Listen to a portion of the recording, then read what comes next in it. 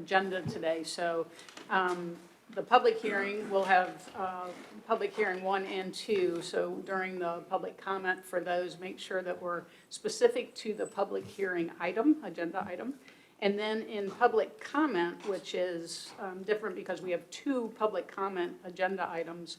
The first one is open to anything. So that's, you don't have to worry about the topic. The second one is specific to the courthouse and the building committee work. So we could keep it in that order. I would greatly appreciate it. All right. And Madam Chair, I just want to say thank you to our community. I mean, this is an incredible attendance record for a Monday night. I mean, thank you. And I think it's all very inspiring to have you engaged. Thank you. Okay. All right. So we'll move directly into public hearing number 1, which is the Bird ADU TM number 20-4C. Summers. Thank you. The Birds have requested a special exception for an accessory dwelling unit on their property located at 100 Horseshoe Hollow Lane pursuant to the Rappahannock Code 17036A and 17062G. The property is 50 acres in size and it is zoned agricultural. It is planned to remodel the existing workshop on the property into the accessory dwelling unit, which will be 1,200 square feet and located approximately 180 feet from the main house. The owner's intention is to make this a 1-floor handicap accessible living space for company, family, visitors, and potentially one day for themselves. VDOT has no objections to the request. The health department commented that they issued a sewage disposal system approval letter for a 1-bedroom drain field this past June. The Planning Commission held a public hearing on this application on August the 6th, in which they recommended approval with no conditions by a vote of 6-0. And the applicant is present if you all have any questions for him or I. Madam Chair, if I may, as I'm prone to do, I do want to point out the fact that special exceptions are guided by your Rappahannock County Code Section 17047C, which states that uses which would normally not be allowed in a particular zoning district may be allowed in by special permit or special exception because they impose conditions and restrictions on the use in order to make it compatible with the by right use in the zoning district. 47G essentially states that it's the applicant's burden to show you that whatever conditions or otherwise are placed on the special exception satisfy the requirements of that section and the others, including 17052, which are your general standards. And this having been properly advertised in your public hearing. Okay. At this time, we'll allow the public to speak with regards to this particular public hearing. If you wish to speak, please raise your hand when you come up. Give us your name and the district that you're in. Anyone interested to speak?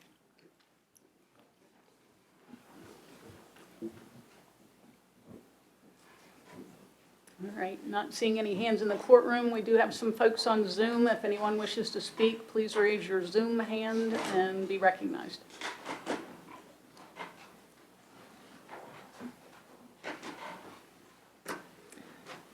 All right, not seeing any Zoom hands. I'll close the public hearing and open it to the board. Madam Chair, just to move this along, given the unanimous vote of the Planning Commission and the fact that there are no conditions attached to this special exception permit, I'll move to approve special exception permit number 23-07-01 in the form presented to us. I'll second that motion. A motion and a second. Any discussion? I just wanted to affirm the decision of the Planning Commission was based on checking the boxes for ADUs, which is that it's 1,200 square feet or less within 200 feet of the house, and it utilizes the same entryway that the main house does. So it really did fit this quite nicely, and we thought it was a very appropriate use. All right, we have a motion and a second. Any further discussion? Hearing none. All those in favor say aye. Aye. Aye. Any opposed? Thank you. Thank you, sir.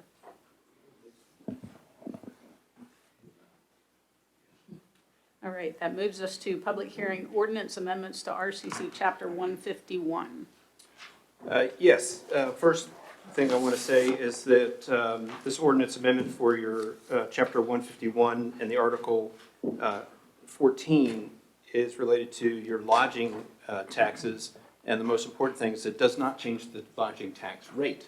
The state saw fit, and the General Assembly and Governor saw fit to change the state code over the last few years a couple different times to change the opportunity that localities have to tax these, and including the intermediaries like Airbnb, VRBO.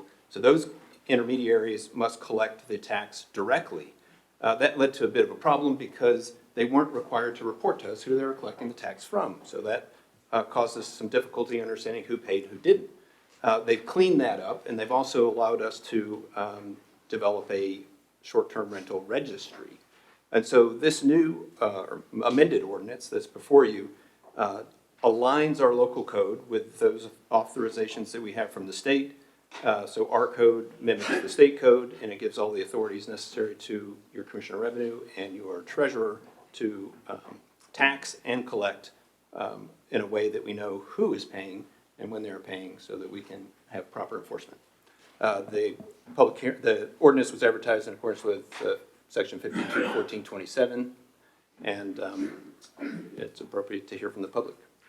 Of course, I can answer any questions. I just have one question. So it seems like as recently as 2 years ago, maybe even more recent than that, the revenue commissioner would get lump sum tax revenue remittances from Airbnb, HomeAway.com.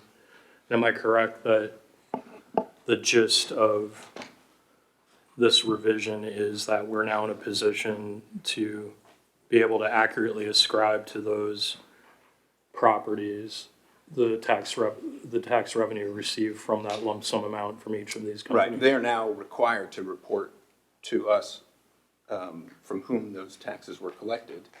And we are also authorized to create a registry, which in this case has no fee associated with the registry, but it helps us align everything. So we will have a registry in the Commissioner of Revenue's office to track all those people who are actually taxing. Just because you have a zoning permit doesn't mean that you are actually renting your space out. And then when the information comes in from the intermediaries, or some people might not use an intermediary, then that all can be lined up for enforcement perspective. And if we see perhaps one that is paying and not on the list, then the registry will get cleaned up, or maybe zoning will get cleaned up. That triggers the zoning issue. Yep. Very good. Excellent. At this time, I'll open the public hearing for the ordinance amendment. Anyone wishing to speak, please be recognized. Come up, give us your name and your district.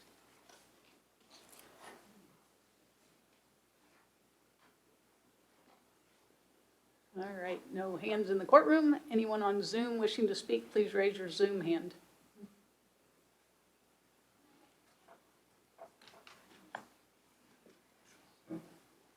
All right, no one on Zoom wishing to speak. I'll close the public hearing and open it back to the board. Well, in an effort to keep things moving, I'll move to adopt the ordinance amending Chapter 151 of the Rappahannock County Code as presented. I'll second. We have a motion, a second. Any discussion? Thought everybody was coming up here for this particular. They are. Everyone's going to leave now. They knew it would be controversial. All right, that's the end of the conversation. Then it's a roll call vote. Mr. Frazier? Aye. Ms. Smith? Aye. Mr. Whitson? Aye. Mr. Carney? Aye. And I also. All right. Now is the public comment period where it's not specific to the building, and it would probably be easier if you held the courthouse conversation to the second public comment. So anyone wishing to speak on this agenda item, please raise your hand and come up and give us your name and district. Grab a chair over in the corner. Thank you. Yes.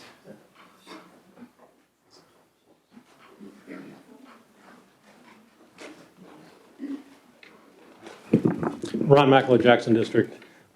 This is a comment about the county building committee, not necessarily the courthouse situation. In doing my research on the changes in the county buildings and what have you. Particularly today, I was online and wanting to go into the building committee's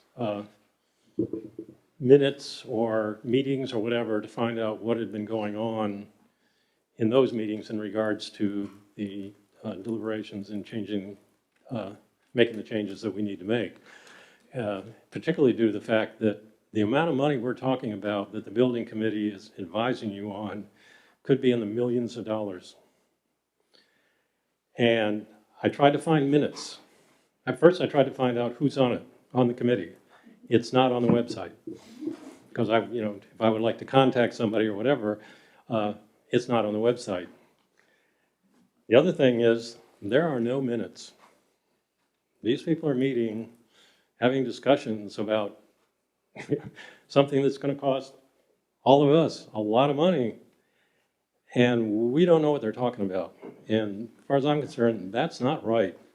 They're a committee, all of the other committees and boards and everything in the county, they post minutes.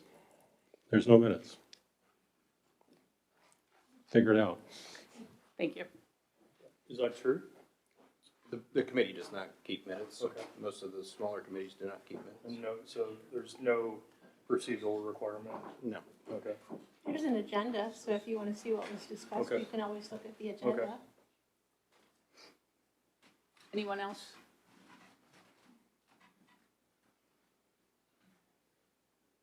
All right. Not seeing anyone in the courtroom. Open it up to Zoom. Anyone wishing to Zoom, please raise your hand. My son got bored and at the 2 p.m. session is now offline. Darn it. Yeah. Using his computer for better things. I thought he was really going to be I was hooked here. excited, his interest in local government.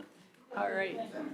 There are no hands on Zoom, and we are going to close the evening public comment in one. And now we'll move into what I expect everyone's here for. Public comment for the courthouse project joint with the building committee.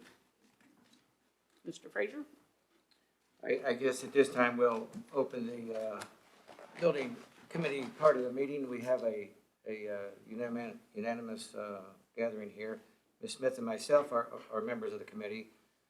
Mr. Page Glennie, Mr. Doug Elkins, and Mr. Dale Waters sitting on this second bench right here. So we're all here. So I'll entertain a motion to open our part. Second, the ayes have it, so we're now convened. Thank you, sir. All right, at this time, anyone wishing to speak, given the number of folks in the room, please, let's do 5 minutes or less. If I could just make a statement or two before we If start. you'd like. I made a statement at our last building committee meeting, just a week ago, that there was a lot of misinformation out there. And I'd like to try and address that before somebody gets up to say something that may be because you were misinformed. No one on the Board of Supervisors, no one on the building committee has talked about tearing this building down. So you don't have to worry about that. No one has talked about this building sitting vacant after a new courthouse or courtrooms are built. So you don't have to worry about that. This building will be in use. This building will remain unless somebody changes something. But no one has discussed it, to my knowledge, anywhere, anytime. So those are two things you don't have to worry about. Am I forgetting something? I would just say that one other thing, when I spoke to someone yesterday, they said, I'm thinking about coming to the meeting tomorrow night because I believe the courthouse should be restored. And I said, good, because I think all of the building committee and the Board of Supervisors also thinks the courthouse should be restored. And he said, well, you just saved me a trip to the courthouse. So I just would like for everyone also to know that I believe that it's unanimous among the members of the building committee and the Board of Supervisors that this courthouse should be restored and the campus green should be respected. And those individual buildings should be restored. What exactly that looks like is a matter of debate. But I just think it's important to know that up front. That is really, I think, where all our hearts lie. Oh, I had one more, just second page. If you don't like the appearance of the building that we had on the 3D model, we've never discussed the outside design. So you can come back another night for that one. We're not there yet either. So Mr. Glennie has a statement. Just for people's information, there's two narratives over on the windowsill. One for the courthouse and space requirements that was distributed a long time ago. And there was a more recent one, which goes through the courthouse requirements, which is the result of the September 11th meeting with the judges and other stakeholders to the courthouse. So those two documents are over there. I assume there's stuff on the left. It would be good for you to read that as well. And then the last thing I have to say is this is public comment. We are here to hear from you. We would like to hear from you, and then I can guarantee there will be a lot of discussion after we hear from you. All right, let's go. Yes, sir. Thank you very much for opening this meeting. My name is Ed Timberlake, and Keir Winston is my. I'll respond to your quote. We got some misinformed people, and I accept that 1,000%. The second part of your quote, though, and then we got people that just want to say that they feel relevant. They don't even know what's up about and they're talking about. That's part of the problem. Those words, I don't want to feel relevant. You know, I have a purpose, and I want to keep this as a courthouse. I understand your words very clearly, which is fix it, but you didn't say use it as the courthouse in Rappahannock yet, because you're still projecting forward to a new courthouse, if I got the transition on the expression. So basically, those words, I would have used a little bit different words. However, I listened to Gary in the paper, and he said, what I think is important for you all to receive and hear how we come to the conclusion of what we think. And I think that's paraphrasing Gary accurately. And I think it's very open and worthy. So I want to tell you how I did my research and what I think. I got a copy of the Virginia statute on courthouses. You started on a foundation of sand because the statute says courthouse, and it drives home you have to focus on the courthouse. In the relationship, the judges have more responsibility, but you respond to them. They have a problem, and it's dynamic, iterative, and it keeps going, to keep the courthouse as a courthouse. If you decide it's not a good idea, you have to go through the process anyway, because here it is. I want to enter this into the record. I printed it off in the library. Can I do that, please? Thank you. And in the middle of that, it says, nothing in this process can go to a new courthouse. That's the law. You have to focus on the courthouse as a courthouse, take the judges in, and you can't jump to a new courthouse if you follow the statute. That's beautiful. And how do I know it wasn't working? Well, simple. Same paper, same article. The judges were shocked. They had no input since 2021. When you look at the process, it was supposed to start with the judges, officially transparent and working with your building committee. The building committee is to be commended, but the issue there, I saw what they did, I think, but I can't project to it, but maybe they'd answer it later on, is Wiley Wilson. They did a magnificent kind of overview. It looks to me like, and I'll read some of them, clerk of the court, treasurer's office, county administration, old church, county sheriff's office, old jail, et cetera, et cetera. Everybody kludged together all of this study into one solution set, which is the new courthouse, jumping over the fact you didn't address this courthouse as a courthouse according to the Virginia statute. My final point, and that's all the facts I can enter into the record, is a personal point of privilege, if you will. I testified before, and you received and very graciously took it. And there's a lot of discussion about safety and security. I understand that. And I broke it up into 3 cases. Civil. You come to court in a civil case, and you act out and are vicious. You're going to lose. You're a knucklehead. You come to court in a traffic or low-level misdemeanor, and you take on the officer of the law. Bad idea. The judge will come down on you, wrath of God time. I accept that. The people you're worried about, and the judges are worried about, are the hardened criminals, the sociopaths, the people that can threaten you. You're talking about it all the time. I will challenge everybody here, go to YouTube, use horrible words, fights in courthouses, viciousness in courthouses, something like that, and look at the YouTube. There are countless examples of defendants and prosecutors and guilty people and witnesses all getting fights in courthouses throughout America. And if you look at that, the architecture of the courtroom has nothing to do with it. It is the safety and security and the professionalism of our people under Sheriff Connie's domain. I want to give her a rave, a commend, that she runs a tight operation. Your sheriffs are brilliant. It's a human factors issue as much or more than a situational architecture issue, because the proof is throughout America. So I will leave you with that and hope that entering in the record, the law, it'll re-trigger and start. And a lot of the pieces you can put back together and go forward, but please do that first. Thank you. Thank you. Thanks,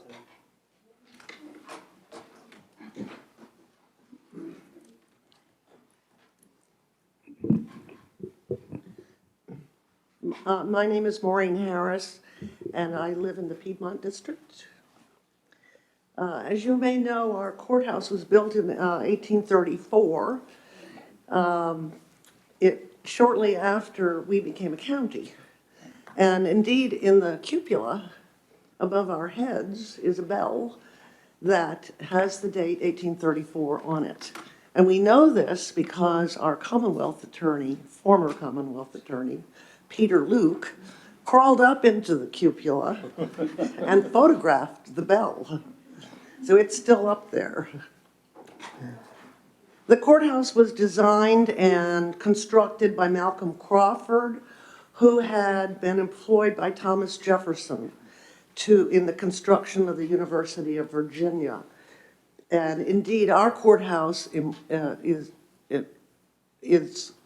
constructed with those same classical Jeffersonian Roman Revival architectural features. Malcolm Crawford also constructed the courthouses in Caroline County, Page County, Greene County, and Spotsylvania County.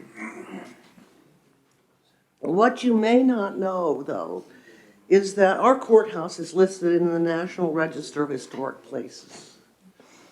This National Register is the official list of important structures and sites in the United States that represent the historic and cultural foundations of our nation.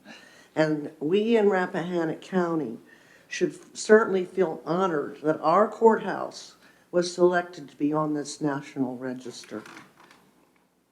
So our courthouse is both very old and very historically important. It's also very much in need of restoration and conservation. This fact has been recognized for decades, and it's been the subject of study by citizen groups and by professional architects, but very little has been done. Indeed, the courthouse has been allowed to deteriorate over many, many years. There are also on the courthouse green 3 other brick buildings that are very old. The jail was built also in 1834 on Porter Street. The office of the Commissioner of Revenue was built in 1834, the same time as the courthouse. And indeed, the office of the Commissioner of Revenue was the original clerk's office right next to the courthouse, because at that time we didn't need a Commissioner of Revenue. And then the final building, which is now the Treasurer's building, was a jolly come lately. It was only built in 1868. So we have a complex of very old and very historic structures on this lovely courthouse green. Now, I believe that other people are much more cognizant, much more aware of the need for a new courthouse than I am. I only know what I read in the newspaper, which is confusing to say the least. But I hope we don't have or aren't faced with the decision of, do we restore these wonderful historic buildings, or do we build a new courthouse? because both undertakings are going to be extremely expensive. And they may require raising the property tax rate, heaven help us, or issuing bonds, or getting a loan, things that will put our county in debt. So it's a very, very difficult decisions facing you all. But I'm standing here today to make my plea that you don't neglect the historic buildings on this courthouse green, and that you do apply the money that's going to be required to restore these buildings to their elegance. Thank you. Thank you. Thank you. Come up, Logan. Teddy, I'm going to go ahead and let you, since you're at the mic. My name's Ted Pelagata, Piedmont District. Thank you all for coming tonight. My approach to all of this is somewhere somebody said, we want a courthouse. That's great. I haven't found a source document. Whoever started this process, there's no source document. When did this all start and who started it? You want a courthouse? Do we need a courthouse? The object of the conversation I'm hearing from people, security. We need security. This courthouse, to my knowledge, has never had an altercation that involved violence. And to this date, since Connie Compton's been here, we have not had any altercations. So my question is,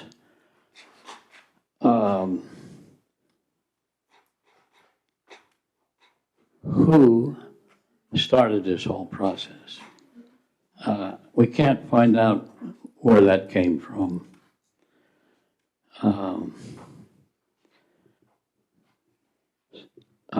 So I asked the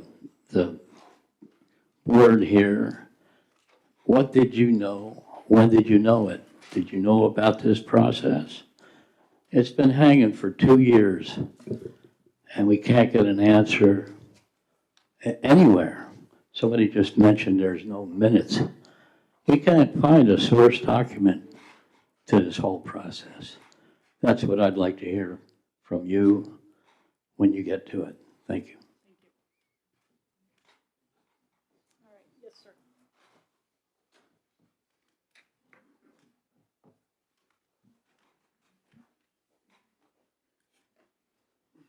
I am Michael Hoey, and I live in the Hampton District, and I had prepared a short statement, but my printer did what printers do. It quit. I probably should have gotten up after Maureen, because what I really came here to say is that because there is so much community support for this beautiful and historic courthouse, we can probably raise private funds to support its construction. But in order to do that, you will need a proposal which is good enough to satisfy the prospective donors.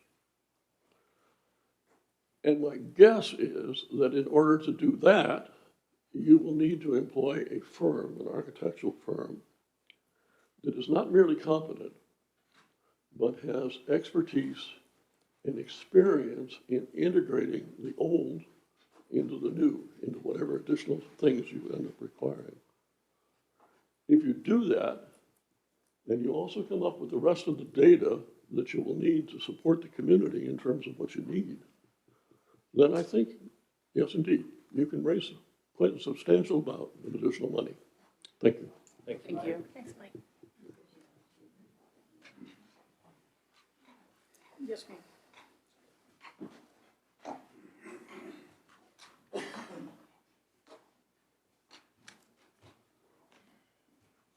I'm Sharon Kilpatrick. I live in Hampton District. I hope when we're done, we will continue to use this beautiful building as a courthouse. Obviously, it needs some changes. To begin with, we must have some sort of handicapped access other than that ridiculous thing that rides up the stairs. We need to provide more security for judges, jurors, and witnesses. I think we can probably do most of that by adding on to the back. I understand why there's a desire to move the Commonwealth Attorney into the courthouse and provide space in that building so we can quit renting from what I think of as the Kramer Building.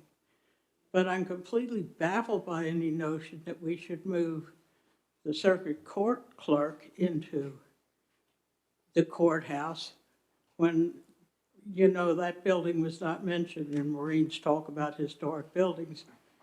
I think it's in my lifetime here in Rappahannock that that building was built specifically for circuit court clerk and all the huge quantity of records of real estate transactions and court actions that have to be stored there. And I haven't heard that there's any need for additional space there.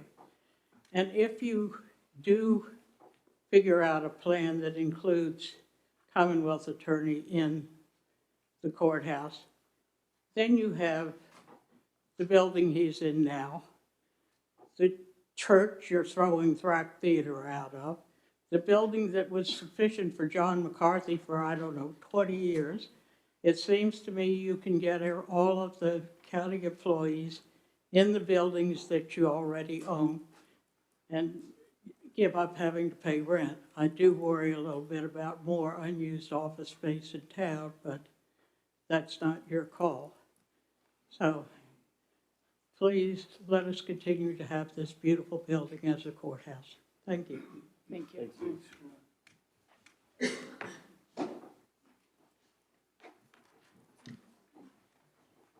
John Beardsley, Wakefield District. I want to start by commending the building committee because I think they've done an incredibly conscientious job with a really difficult set of problems. And it's not just accommodating the courthouse, but accommodating a lot of other government functions in buildings that some of which we own and some of which the county does not own. So hats off to you. Good job so far. And I respect the building committee's assertion that there needs to be a new building for the courthouse. But I would raise two issues, one to do with siting and one to do with scale. So in terms of siting, I wish you'd go back to your option B and rethink that. Option B, for those of you who don't know, I guess I'm only supposed to be addressing you, but for the benefit of the others in the room, option B is extending this courthouse out the back. If you were to, instead of making a giant pencil, if you were to build a new building out the back of this building, some slight distance from it, but oriented the other way, so it formed a kind of T shape with this building, I think you could accommodate a lot of space back there. You could connect it to this building with a kind of atrium. You could have a single entrance that you could secure. You could connect to the clerk's office, to the voting registrar's office. So I think some sort of imaginative thinking could come up with a building that is better integrated with this one. So that's the siting issue. In terms of the scale, I think it would be really helpful to the public to see a much more fully developed plan for the county's existing facilities. Who needs to move? How much space is there that we've already got? How might that space be used? I think it's really hard for us to make an informed decision about the need for 20,000 additional square feet if we don't know how the existing facilities are going to be used. So if you could help us by some more information on how our current structures are going to be reused, and that would give us a better sense of how big this new building needs to be. Thank you very much. Thank you.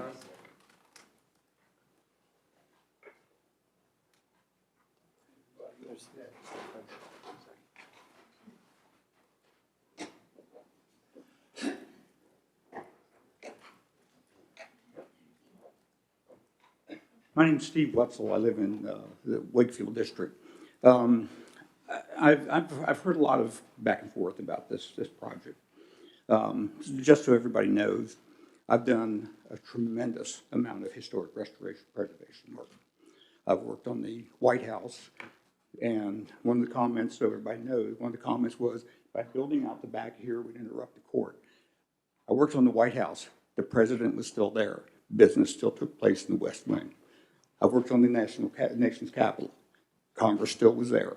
So things like that, everybody just has to bite the bullet and take what it is. I've worked in Colonial Williamsburg. I've worked in Harpers Ferry. I've worked extensively through North Carolina, doing train stations, historic buildings. So my history is there. I know a little bit what we're talking about here. This is a great building. It has a lot of character.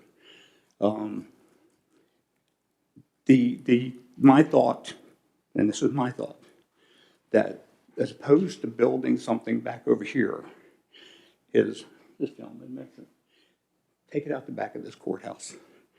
It would be difficult to match the brick without spending a lot of money, I'm here to tell you. But it can be matched close if you take a little bit of time and a little effort. Other details, the woodwork, the stuff like that, it's easy to match. You take a piece of it, you take it to a mill worker, he cuts the blades, it's there. It happens. It would be, I would suggest that you look at, as opposed to the Wiley, whatever it was, firm. I looked at their portfolio. I wasn't impressed by anything that I saw as far as historic. I would suggest finding a historic architect who can help you design the building and knows what he's looking at. Not guessing, looking at, he knows.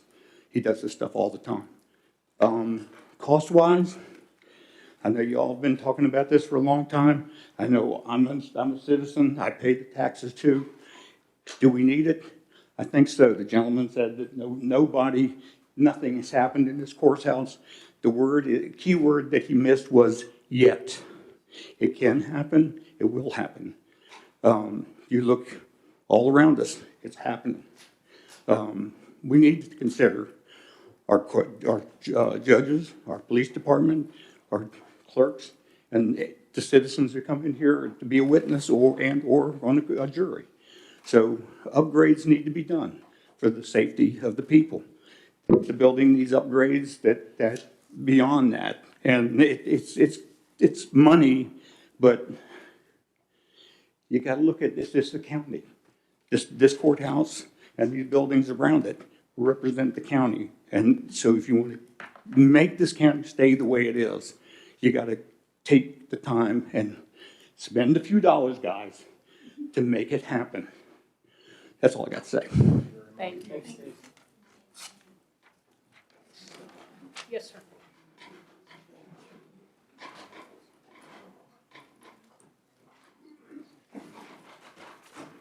Good evening, I'm Fred Catlin from the Hampton District. I'm a teacher, so I have handouts. And he's a politician or retired lawyer. I'm not here as a politician, I'm here as a member of the public.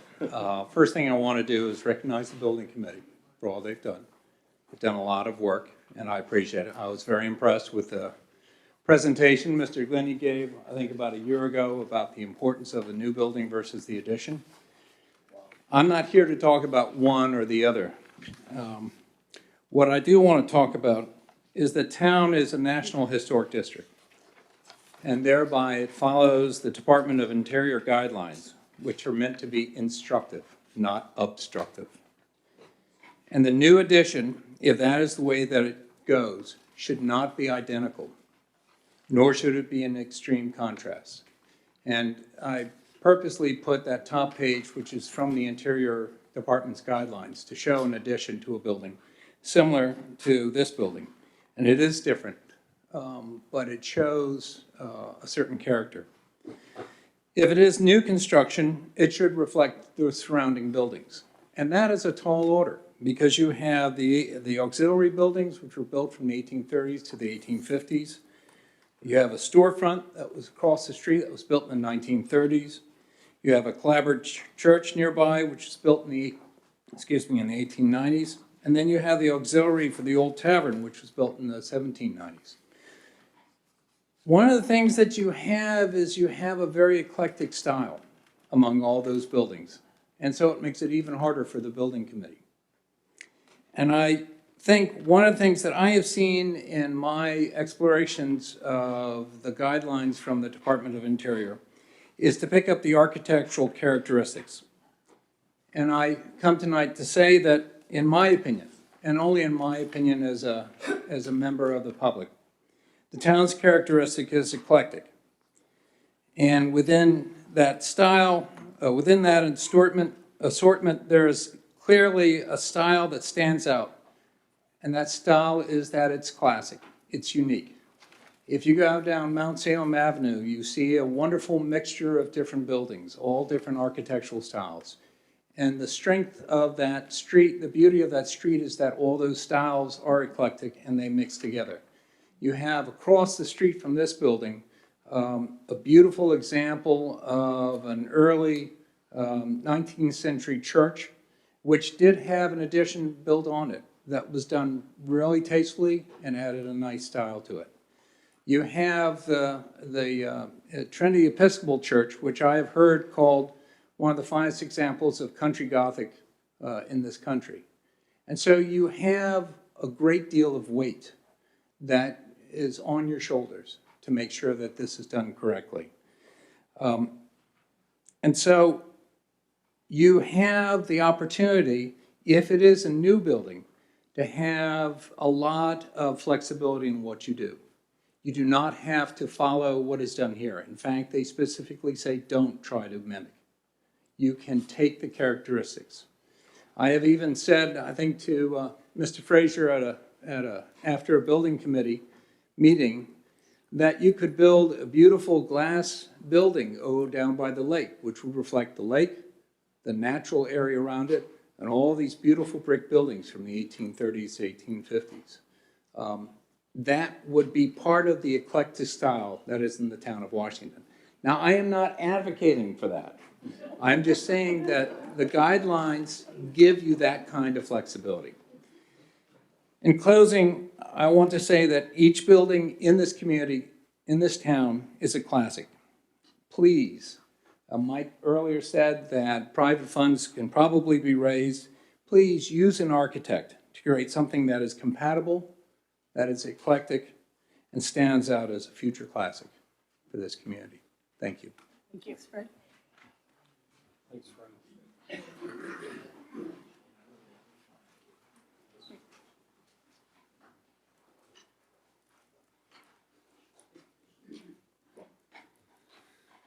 Sheila Gressinger, Hampton District. I sort of hate to burst a bubble here. However, I do want to tip a hat to Judge Clement, who did come 2 meetings ago, and she actually brought our attention to the fact that we need to move with some speed in addressing this, because it has been going on for quite a while that this courthouse does not fulfill the requirements that are necessary for the safety of our court. And then because she did bring up the fact that the stakeholders had not been part of the conversation for quite a while. And then I was a bit surprised when I learned that Judge Fleming had actually requested an appearance here. So it wasn't the building committee who had acted upon Judge Clement's hugely important conversation that she had here, but it was the judge himself who actually asked for that meeting, along with Judge Melissa Cupp, I believe.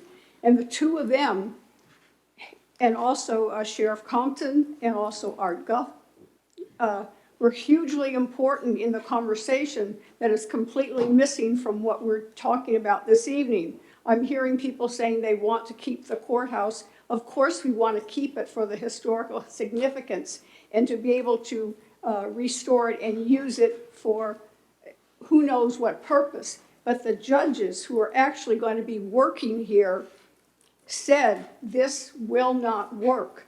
What really made an impression to me was when Judge Fleming said that when he was in court, his judges' chambers are back there.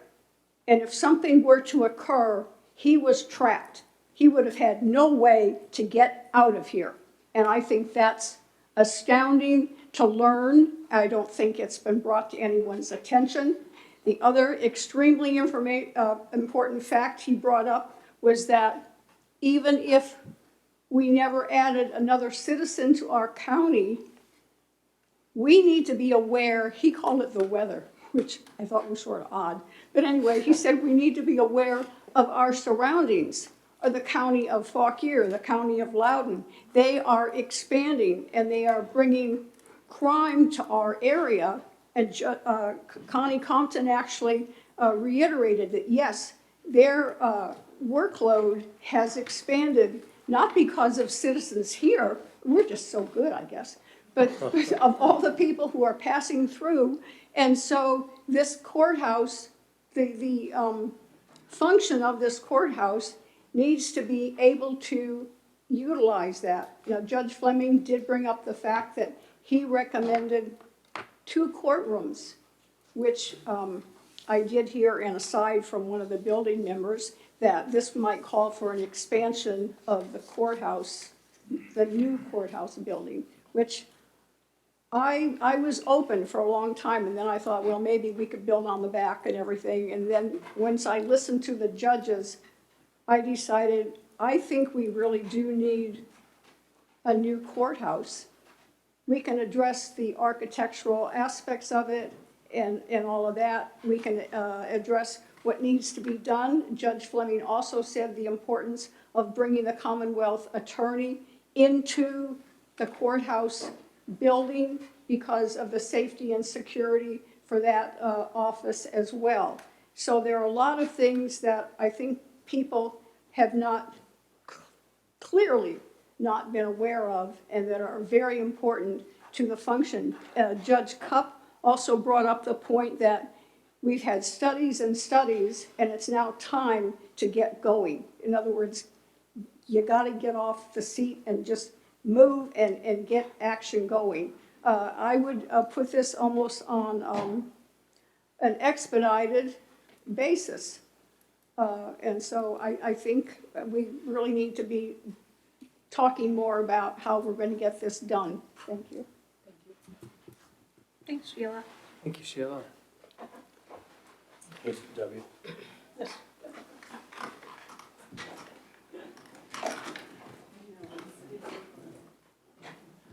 Anita Ramos, Hampton District. I'm not usually a nuts and bolts person, but I looked a lot at the quote plans. And I understand from sitting at these meetings for a number of years and reading and hearing from the building committee that this building's not going to work as a courthouse. And I agree with Sheila. Everything that the judges said they don't want this to be used as a courthouse because they can't see how it can be done. I don't know much about architecture. The outside of the building, when it's built, will be the job of an architect and not the building committee. They just put kind of an idea up for people. So that's a way off right now. That'll be done by a real professional architect. To preface things a little bit, I have been in an old building that had to be redone, and it didn't work, and 10 years later, they had to build a new one. I have seen Fairfax County Courthouse itself grow from a little tiny building built at, in 1799, 1800, to additions that came along over time, and then a giant building built. I know how governments change and grow, and even if you aren't at a, even if you aren't 1.1 million people, you're going to grow in certain ways. And the judge's point about just the people coming through here that are causing the business of the court to grow, that alone is very important. Nuts and bolts. You have multiple break rooms listed. I think the staff can live with a break room of one with one kitchen. I've worked in a public building.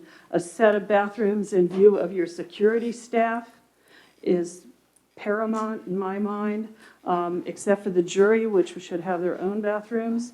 Bump out the security part of the building away from the rest a bit so it makes more room inside the building. I believe in a second courtroom very much. It doesn't have to be as big as the main courtroom, but I think you guys have done a whole lot looking at other places and seeing what they're doing, and I believe you can figure out a good size for a second courtroom. The public records area where the deeds are and such, there's in the example, there's a wall between the clerk that's sitting at a desk and the room. I've worked with old records. You want your eyes able to look at everybody in the room that's using your old records for the security of those records so somebody doesn't rip stuff out. Just honestly, I know too much about how that happens. So many counties in Virginia are missing records, a lot of them going back to the Civil War when people just took whole books out of county courthouses, but a little piece of paper there and a little piece of paper here is to me terribly important not to lose. The records in storage in the courthouse, I wish they were closer, as they aren't now, to the main part of the records so that they'll be easier for a clerk to get to. In the plan I've seen, they're on 2 different floors, and that I think that are 2 different locations, and that makes it hard. As somebody who's worked in a basement, I'm terrified of the idea of a basement flooding with precious records in it. I'm terrified of the idea of mold and mildew. And I don't know how one can guarantee that can't happen, here in Virginia especially. When one builds a big records room, one needs to have portable storage, and that's has to be on a very solid flooring, and it's necessary to have room for your future growth. Last of all, you don't build a building to use it for today. You build a building so that you know that you can use it in the future. Thank you. Thank you. Thanks, Nita. Open a door or a window or something.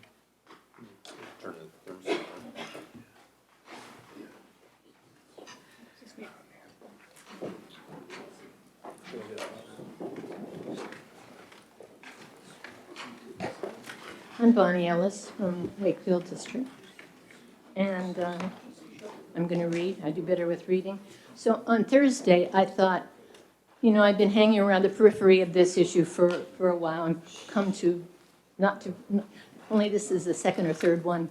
So on Thursday, I thought I would just walk around the campus here or the complex and look at the buildings and talk to the people and get a sense of what the people inside the buildings thought and how they appeared to me and what seemed to be happening.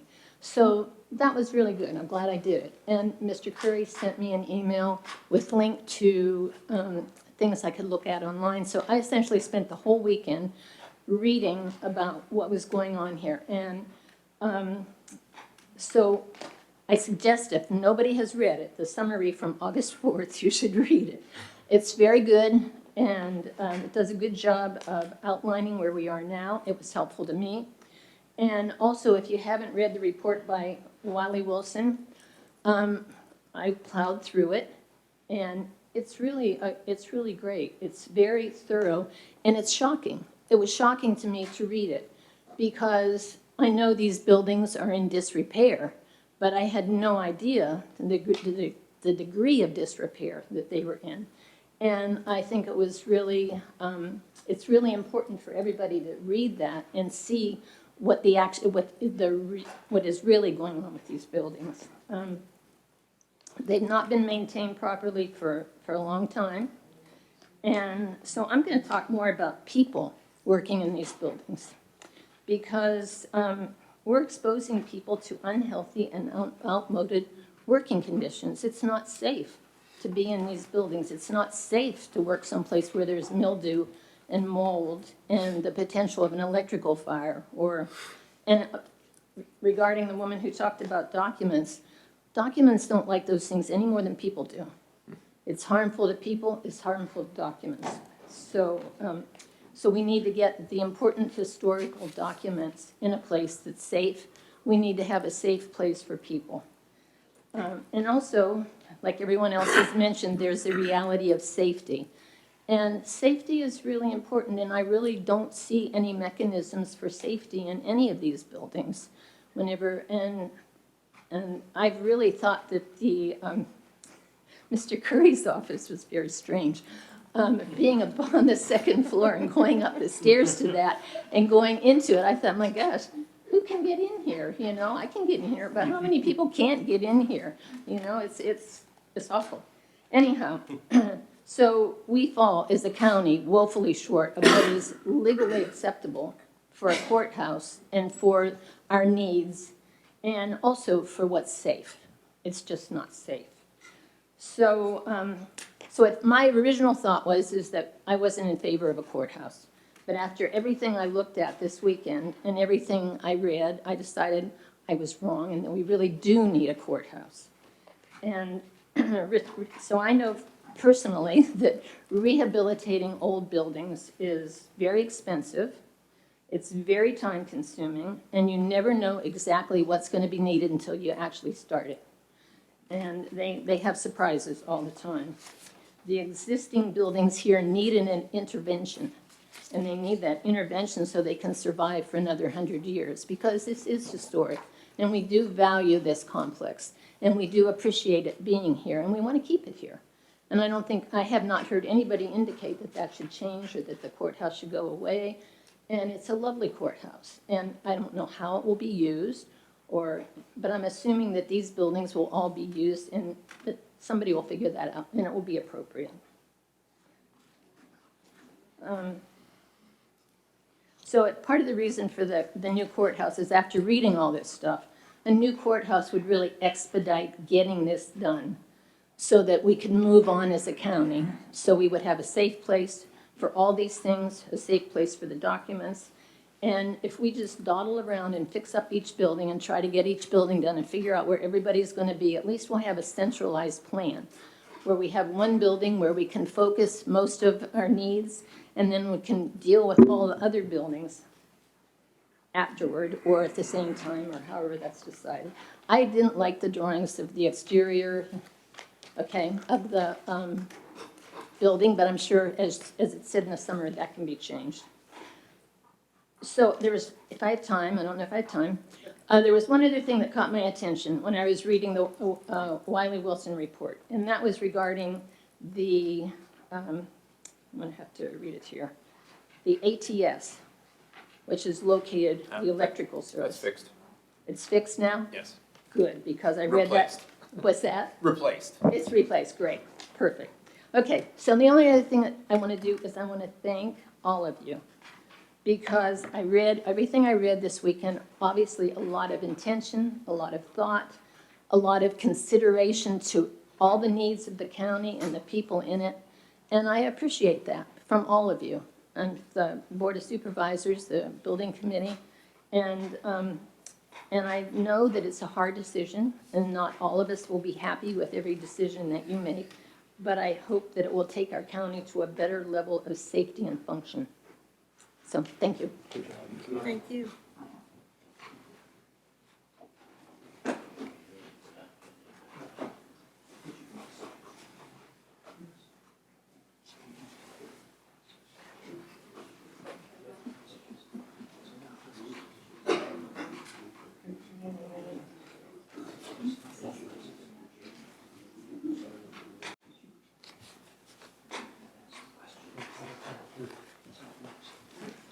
Ron Mackle again from Jackson District, and I want to shift the subject a little bit to the church / theater building, which you are proposing to use as a transitional building for office space while you do the repair work on the existing buildings.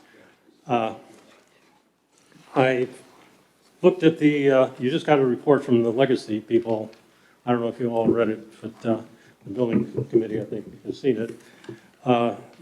That gives you a summary on the church building and the jail, and I'm dealing strictly with the church building. But in the first two sentences, it says the overall condition of the former church building is fair. The building stands vertically true and plumb. It is in good condition structurally. No evidence was found of foundation, floor, wall framing, or roof failures. That's not true. And I did this for free. Did a sort of a preliminary structural assessment of the building using a tool that I've had for years because I've done this on lots of buildings, and it's right here. It's very sophisticated. Anyways, basically you go around the outside of the building and you poke at it. And it should go, if everything inside is sound and firm or whatever, it goes in 1 inch, 3/4 of an inch. If it goes in up to the handle, you've got nothing behind there. So that's what I did over there. Just so you know, I've worked on that building with RAC for 12 years. I've been in every corner, in the basement, in the crawl space, in the attic, all over that building. I know what it is structurally. And in the various assessments that have taken place on this building, I've always told the people, the assessors, exactly what I knew about it, which had to do with structural issues around the foundation particularly. With the latest one, I was not asked, normally I was asked to give a tour through the building or whatever. I was not asked on that one. But what I did is I went in, and that's why I gave you these pictures, which I hope that you have now, so we can go through it. The first one, you have them? Because it's going to be meaningless. I got it. Okay, on the girder damage. And I apologize for the pictures. They looked great on my cell phone. My printer was not cooperating, so they're a little hard to see. But on the number one there with the girder damage, that's the north girder. There are 2 girders in that building that run the length of the building where the floor joist rests, the joints on the floor joist rest on top of the girders. A is a back view, and you'll see some cinder blocks and material that has been placed under that girder. That was done in 2004. And B is what the end of the girder actually looks like right now, in that it's not there. It is not resting on the stone foundation any longer. It's been eaten away by termites and bugs and whatever. And that what is there to hold it up now is probably okay, but it was never okay by an engineer or whatever. It was done just to, by some folks to just make sure, put something underneath there. So that's that one there. If you go to number 2, you'll see a vertical piece off on the right-hand side there. And that's an area where I probed that whole length on the north side of the building. But that area there was such that it was so large I could get my hand up in it because there's nothing behind there. And so B is basically, I stuck my cell phone up there, and that's a photo of what's left of the beam right now that you can see is not in good shape. It's been eaten away. So that's that page. Now on the second page, on number 3, you'll see 2 vertical lines there by the windows, one below the window and one on the left there. In that area there, it's called a sill beam that sits on top of the foundation. It's not there anymore. I probed that entire area. There's nothing back there except for this. That's the beam for like 14 to 16 feet. Yeah, you can have it. I'm okay. Thank Trying to cut back. Just chuck it over here. It's county property, you should keep it. Yes, we may need it. We could glue it back together. Anyways, that's the condition of that beam that runs where the heating and air conditioning ducts are. There's nothing there anymore. And that's, obviously, that's not structurally sound. So I just wanted, I want to make you aware of these things because we're looking at putting, a lot of money into that building. And one of my fears is that we write a contract on that building and then they get into it and they come back with the change orders, which could cost, we don't know what. So it's going to be, it's not hard, I've suggested it before, is that we can peel. Debbie? Everybody got 5 minutes, Ron. Okay. I'm doing 5 Apparently, minutes. they don't care about this the structure of the building and the money we're going to waste on it. That's it. That's not fair. Thank Do you agree? No, that's not fair. Mr. Macklow. Go ahead with 5 minutes. Oh, Mr. Macklow. okay. I'll sit down. You don't care about this then. No, yes, we don't. And here's part of the beam from the girder also that isn't there anymore. So that's not holding up the building anymore. Which part of the lease allows you to remove parts of the building? What? Which part of the lease allows you to remove parts of the building? I didn't remove it. It was laying on the ground. It's not in the building. Oh, excuse me. Okay. Anyone else? Yes, sir.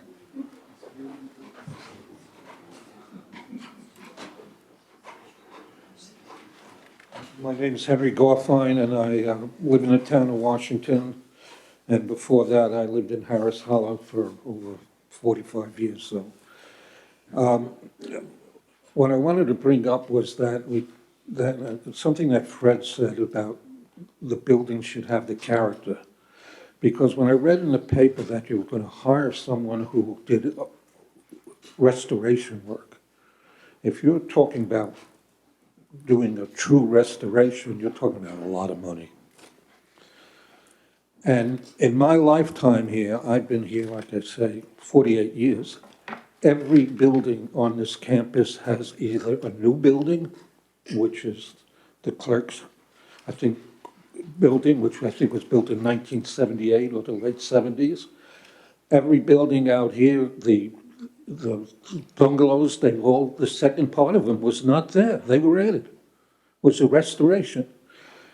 So I'm in favor of trying to add something to the back of this building.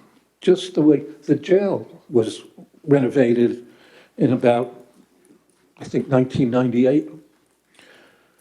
The casual passerby won't know the difference where the addition is or not.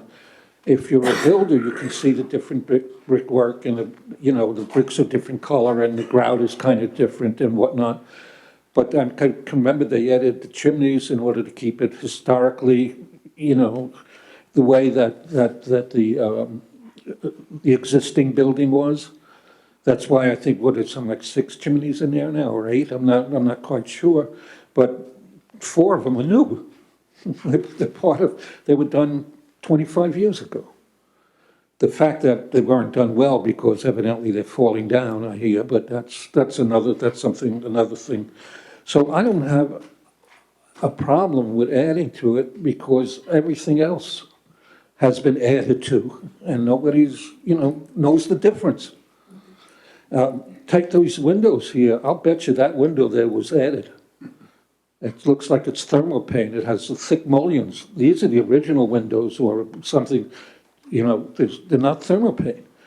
So are you going to build a building? You want to build a building that has the feeling and the essence and whatnot. And I personally think that this building, the inside, once you add an addition, if it's cleverly added, egress can be added so the judge doesn't feel that he's got no way out.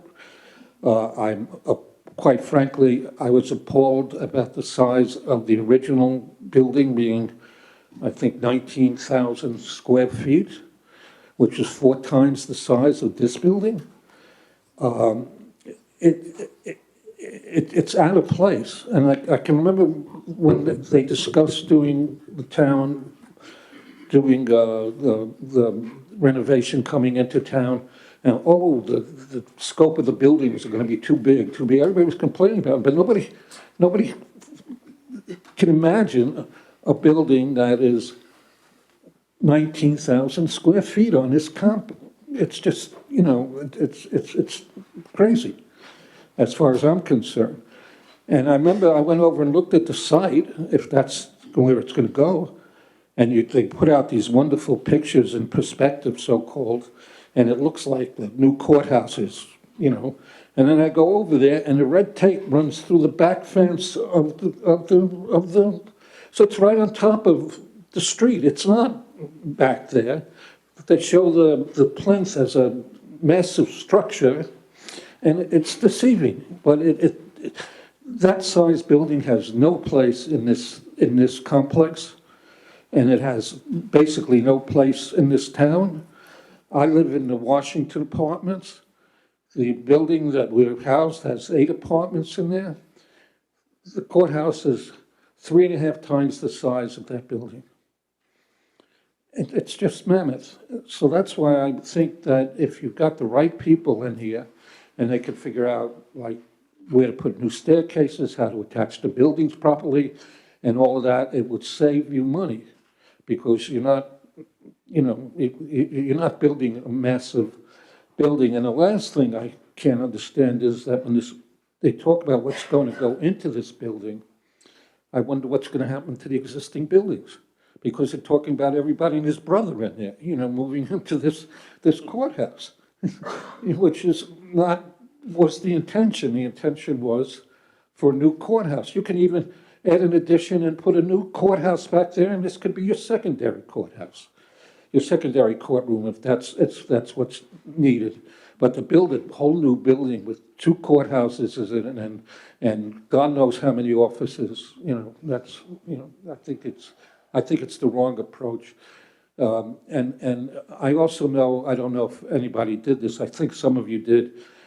I believe also the courthouse in Madison is designed by the same person, you know. And I'm going to stop. And designed by the same person. And did anybody go over there to see? I know you did, and I know you. But did the building committee go over there? That did, you know, en masse? Yeah. One person from building committee. Your hands raised behind you, sir. They went to Madison, Nelson. Okay, Madison, those are the 2 other. And what I've read on about this is the best example of the architect's work. Thank you. Thanks, Anne. Good comments.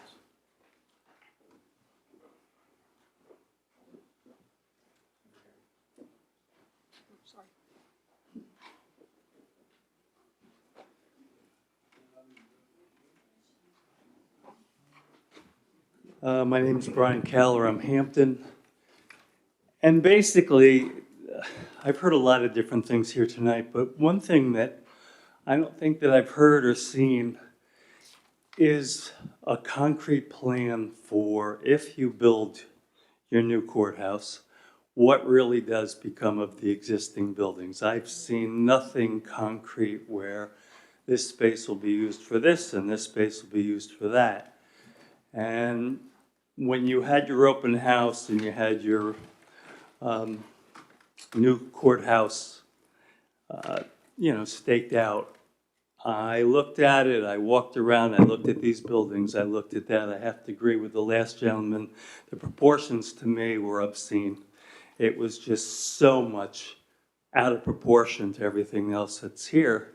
And it seems to me that you're trying to put so much into this one building, and yet nobody has addressed what you're going to use the old buildings for. And so, you know, maybe this can't be a courthouse, but maybe this is fine for all the offices. And we don't need offices over there because we have this building. Maybe they can be connected with some type of atrium or something that connects it, so it really is still, you know, easy access, but at the same time, not that large building. And that's it. Thank you. Thank you. Good evening. Yeah, Edward Hughes, Wakefield District.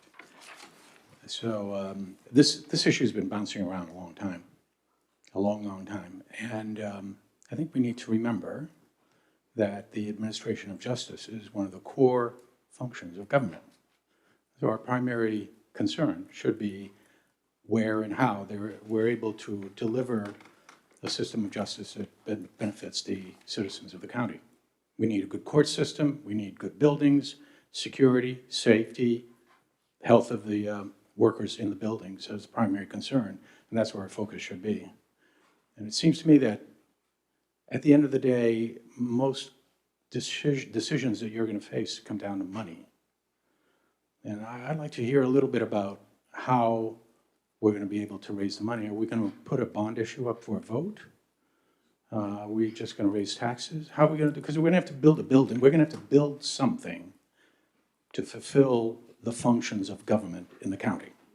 So the question is, how do we do it? And let's face the issue of how do we raise the money to do it? And then we can stop trying to thread the needle to save money here or save money there, make important, critical, strategic decisions based on the fact that we don't have the money yet.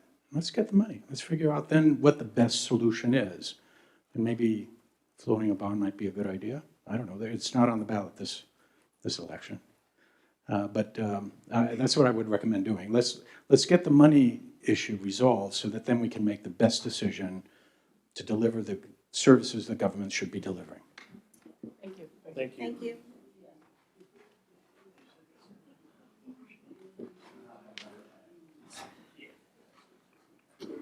5 minutes, Mr. Parrish, and only 5 minutes. You retired. Chris Parrish, Donwell Hawthorne. So I happened to be here when the judges made their presentations, and that convinced me that, yes, we do need a new courthouse. And as far as the money goes, I know that within a couple of years, the county is going to be paid off the existing bond that we had for the school years ago.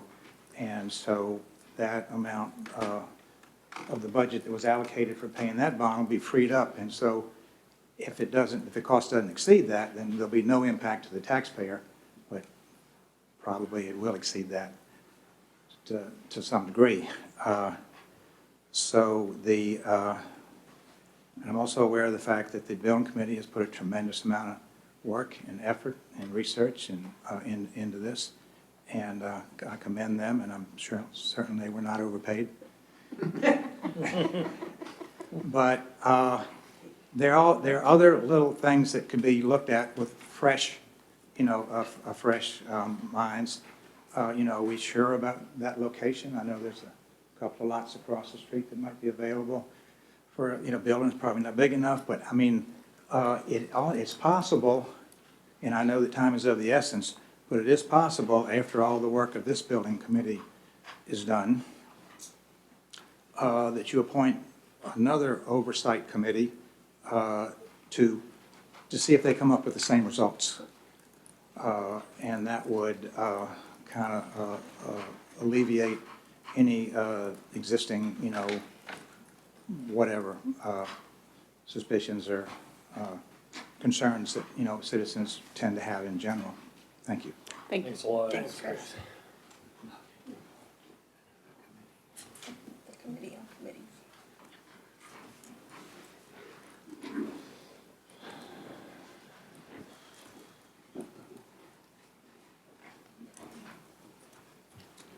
I'm Sam Forback from the Wakefield District. I was a little late because I had to park in Front Hill to get here tonight. So hopefully it's some extra parking added on this thing when we do it. The building committee's done an awesome job, I feel. They brought in 3 judges. The judges all agreed that it was something needed to be done. Their need was a new building, is what they said. They're the people that sits in the chairs up here, and they're kind of the drivers. So I think that's the people we ought to be listening to, because they're the professionals and they're the experts and spend the most time in the courthouses.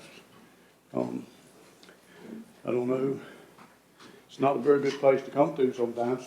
It's okay when you're on this side of the fence, but not that side of the fence. But I think we all listen to these people. One lady sitting over here, I don't remember her name, sorry, but she said we need a vision. You know, again, one of them talked about having the surrounding counties, the crime and stuff in the surrounding counties becoming worse and worse and bringing it to Rappahannock. So, you know, again, vision. This courthouse is almost 200 years old. Let's build one, and if we're gonna build it, let's build it so it at least lasts 100 years, so none of us in this room have to worry about it. Thank you. Thank you. Thank you.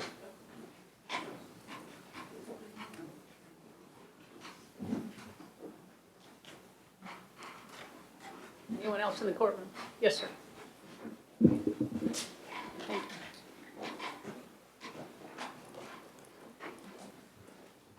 Good evening, members of the board. Good to see you again. My name is Tommy Atkins, and I'm from the Jackson District. We've heard some good points here this evening, and we've also, I think we've heard some not so good. We've heard, I believe that we need to do things that are essential and are necessary. Some of these things that we would like to have, we may not can afford. Now, we've heard talk about floating a barn, so forth. That can work. But, you know, there's a cost to floating a barn. Interest rates are rising, and taxpayers will eventually have to pay for this. Now, yes, I'm sure the majority of people in this congregation here this evening can afford a tax increase. They may not like it, but they can afford it. I can afford a tax relief. I'm not going to stand up here and say that I could not afford it, but I don't like a tax increase when it's going to be spent for things that are not necessary and essential. So that's what I encourage you. You've got a tough decision to make, and understand you won't be making the decision tonight. But you need to consider how this is going to impact a lot of your constituents. You've got a lot more constituents at home tonight than you do have in this congregation, and you representing them as well as you are representing these in this congregation here this evening. Now, yes, we hear that Rappahannock County is supposed to be a real wealthy county. There is only a certain number of wealthy people in this county. We have a lot more people that they say that's living in poverty than it is that are wealthy. How is the cost of funding this project and any other projects that we got coming down the road? How is that going to impact those less fortunate ones that are living in this county and trying to make a living in order to be able to stay here and live in this county where they was born and raised at? And I think every one of you know we have a problem with housing in this county. That's something that's got to be addressed. I know that's not the courthouse issue here tonight, but that is a project. It's something that's got to be addressed, and there is going to take money to help that. We have deputies can't afford a house or can't find a house in this county. We got school teachers can't find a house in this county. They're living in Front Row. They're living in Culpeper. They're living in Luray, commuting back into here where their jobs at. And we all know there's not a whole lot of jobs in this county for the people that are born and raised in this county. They have to go out of this county to find work, to make a living. They can't afford to live where they work at. And they can't even afford to live where they want to live at. They were born in this county, and they want to live here. So I encourage you here tonight, when you're doing your thought process, please consider that there's over 5,000 of us residents in this county. It's a whole lot more than this, maybe 75 that's in here tonight. You're representing those people as well. And their lives are truly going to be impacted whatever you make a decision on. So I ask you to consider those people truly.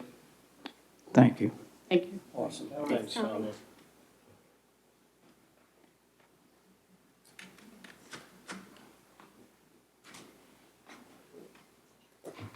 All right, I'm not seeing any more hands in the courtroom. There are quite a few people online on Zoom. Anyone wishing to speak, please raise the Zoom hand, and when we get to you, Mr. Curry will unmute you. And I know there was a hand up earlier. I saw that as well.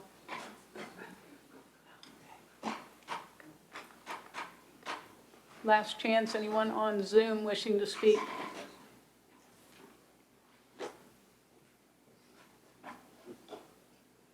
All right. Not seeing anyone on Zoom. I'll go ahead and close the public comment and open it up to the board.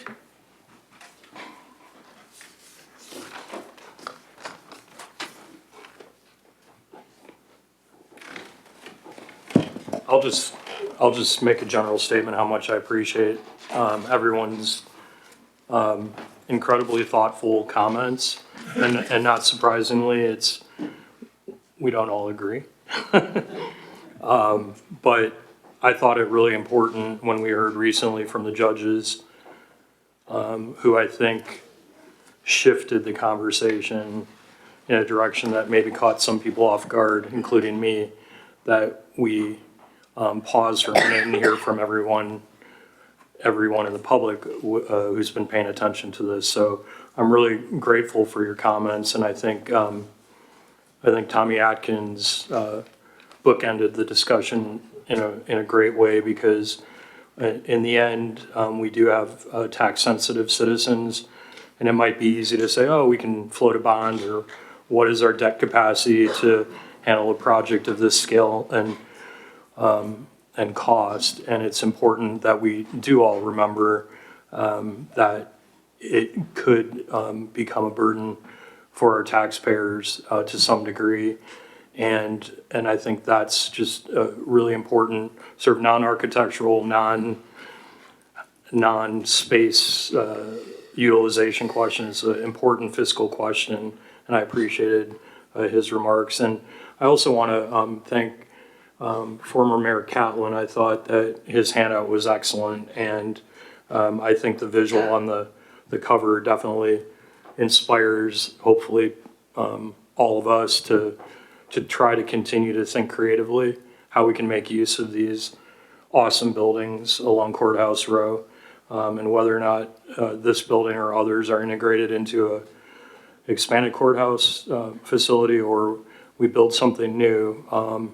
Thoughtful input like that, I hope, will continue to come, because I think it's really the thoughtfulness of each of you that in the end will inform hopefully a reasoned decision that certainly, as one speaker said, will not satisfy everyone, but importantly, it'll be informed by all of you and your thoughtful comments and input tonight. So thank you.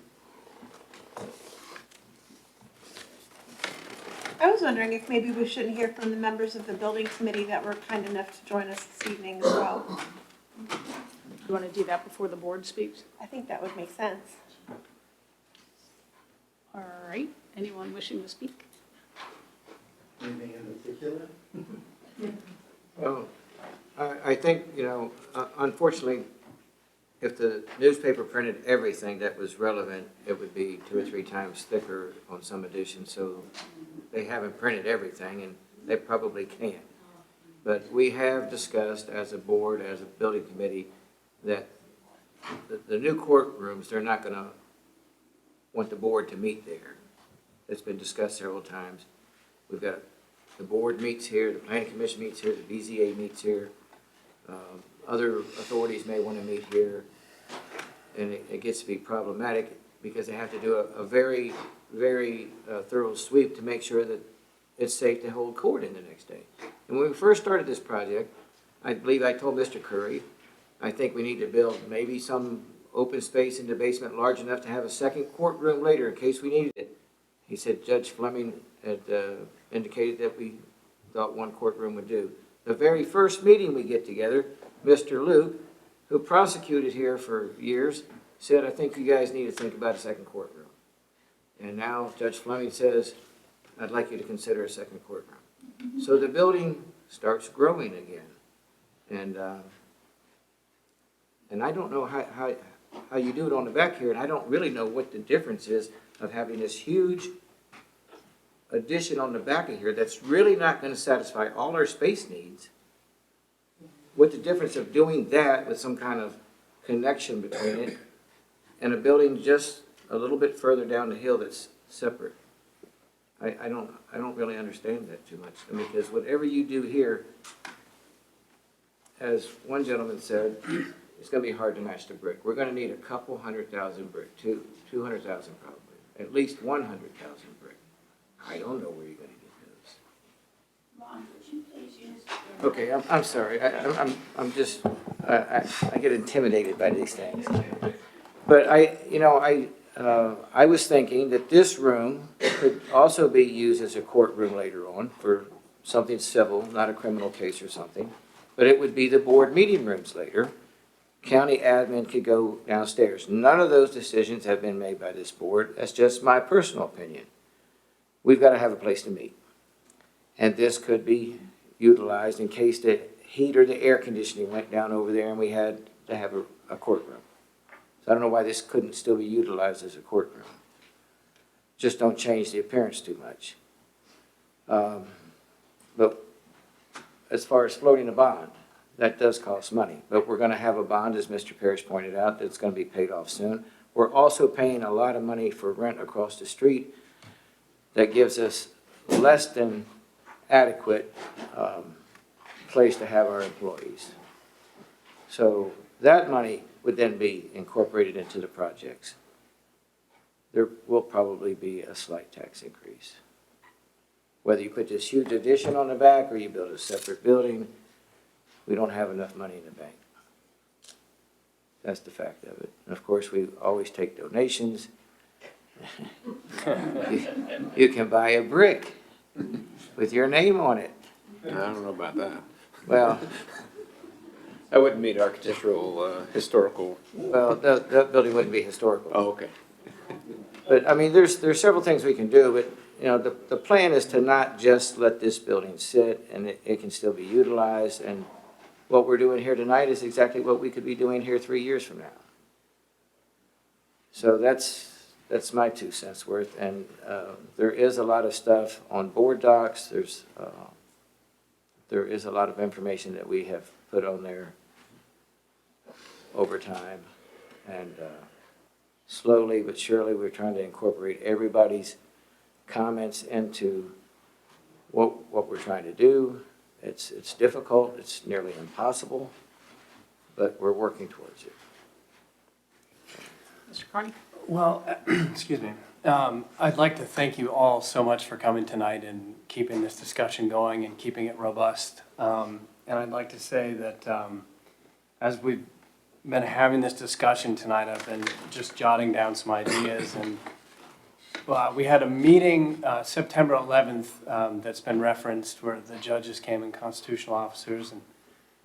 And I came away with one big message, and that is safety.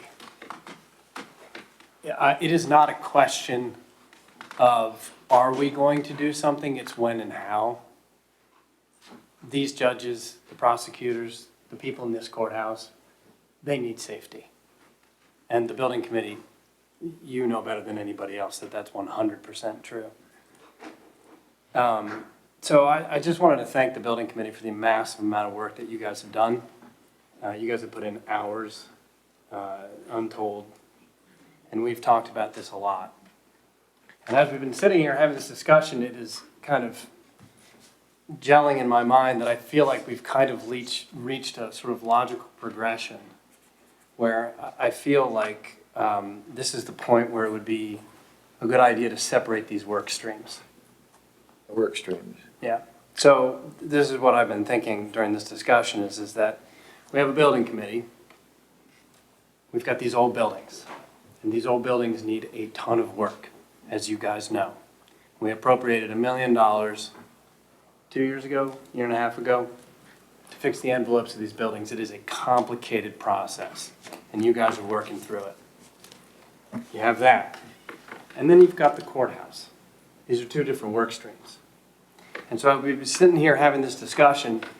It occurred to me, and I brought this up at the last meeting, that what I think would be useful at this point, because you guys have done so much work and we've had so much public discussion, is to allow county staff to go down the road of getting a second opinion, hiring and engaging with a professional firm to do another, and we talked about this, I'm very in favor of doing another space needs study.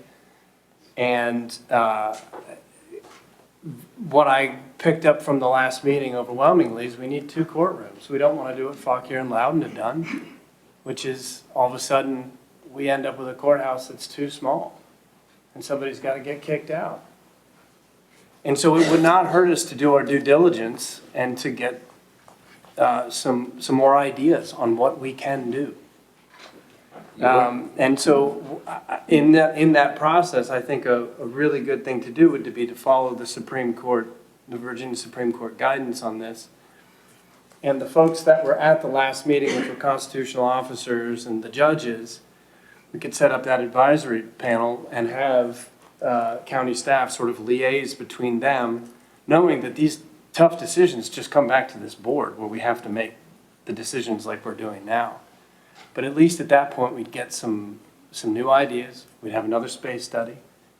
And we'd engage at this process the constitutional officers and the judges from the beginning of that Well, if I could interject for a process. second, we already did that at the beginning. Yeah, I know that Wiley Wilson did, yes, I know. No, well, and our building committee did, so. Independently as well. I know, I've read all that, and I think it was great. You read the That's space awesome. study. I actually did. I've read it twice, and I'm suggesting that we do another one. So I'm saying that, and as people have brought up, this is going to be massively expensive. This is going to be the most expensive project that Rappahannock has ever done. And I don't disagree with that, but I don't know why we would want to pay for another space study. Why would we spend more money if it's already so expensive? So it's kind of like going to a doctor. You get a second opinion. We And did this get a is second opinion. this is what I call due diligence. We did do due diligence. You guys don't have to agree with me, but in this discussion, this is what I have seen. And you guys have a massive amount of work to do, considering building maintenance and the 2 chimneys that you guys were talking about falling down. That's really not, I mean. And so that would be my vote. That would be Yeah, but we're what I not think. personally going over and doing that. We're hiring people to do that. I know. But what I don't understand is why we would spend more of the taxpayers' money to, I mean, what do you expect to gain out of that? How much square footage did you expect to glean It's out not of about enough? that, it's about efficiency, it's about cost savings in a bigger sense where if you have some more ideas Well, I don't for know. this second courtroom. You said this several times over the last 2 or 3 months. What ideas are you looking for? Are you saying that having 2 space needs studies is totally redundant? We've had one, yeah, hold on, let me just answer his question. Absolutely. I just want to answer the question, which is that we've had one space needs study. This courthouse is not going to cost less than $10 million. Oh, no. There's It no will way. definitely be more And than it could $10 be, million. yeah, exactly. And so it would behoove us to look at least with another design professional that can look at a swing space concept with space needs. That people do this professionally. And they'd come up with an idea. I don't think it's a terrible idea. Sorry, Paige, go ahead. All right. First of all, the space needs.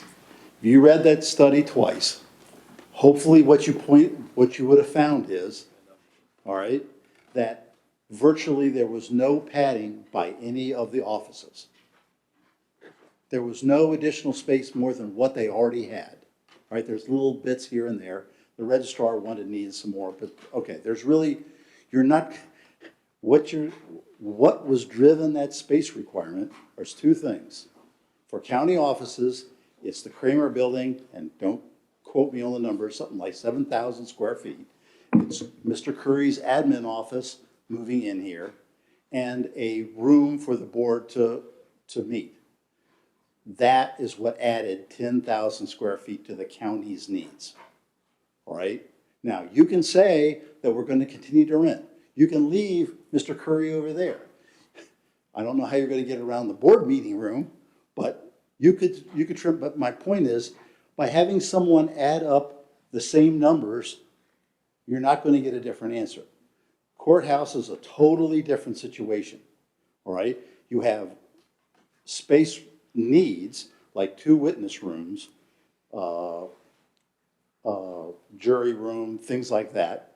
But what drives that design and why an architect is essential is the interconnection and relationship of those spaces. So what scared me when the judge said a second courtroom is taking a second courtroom and still managing that.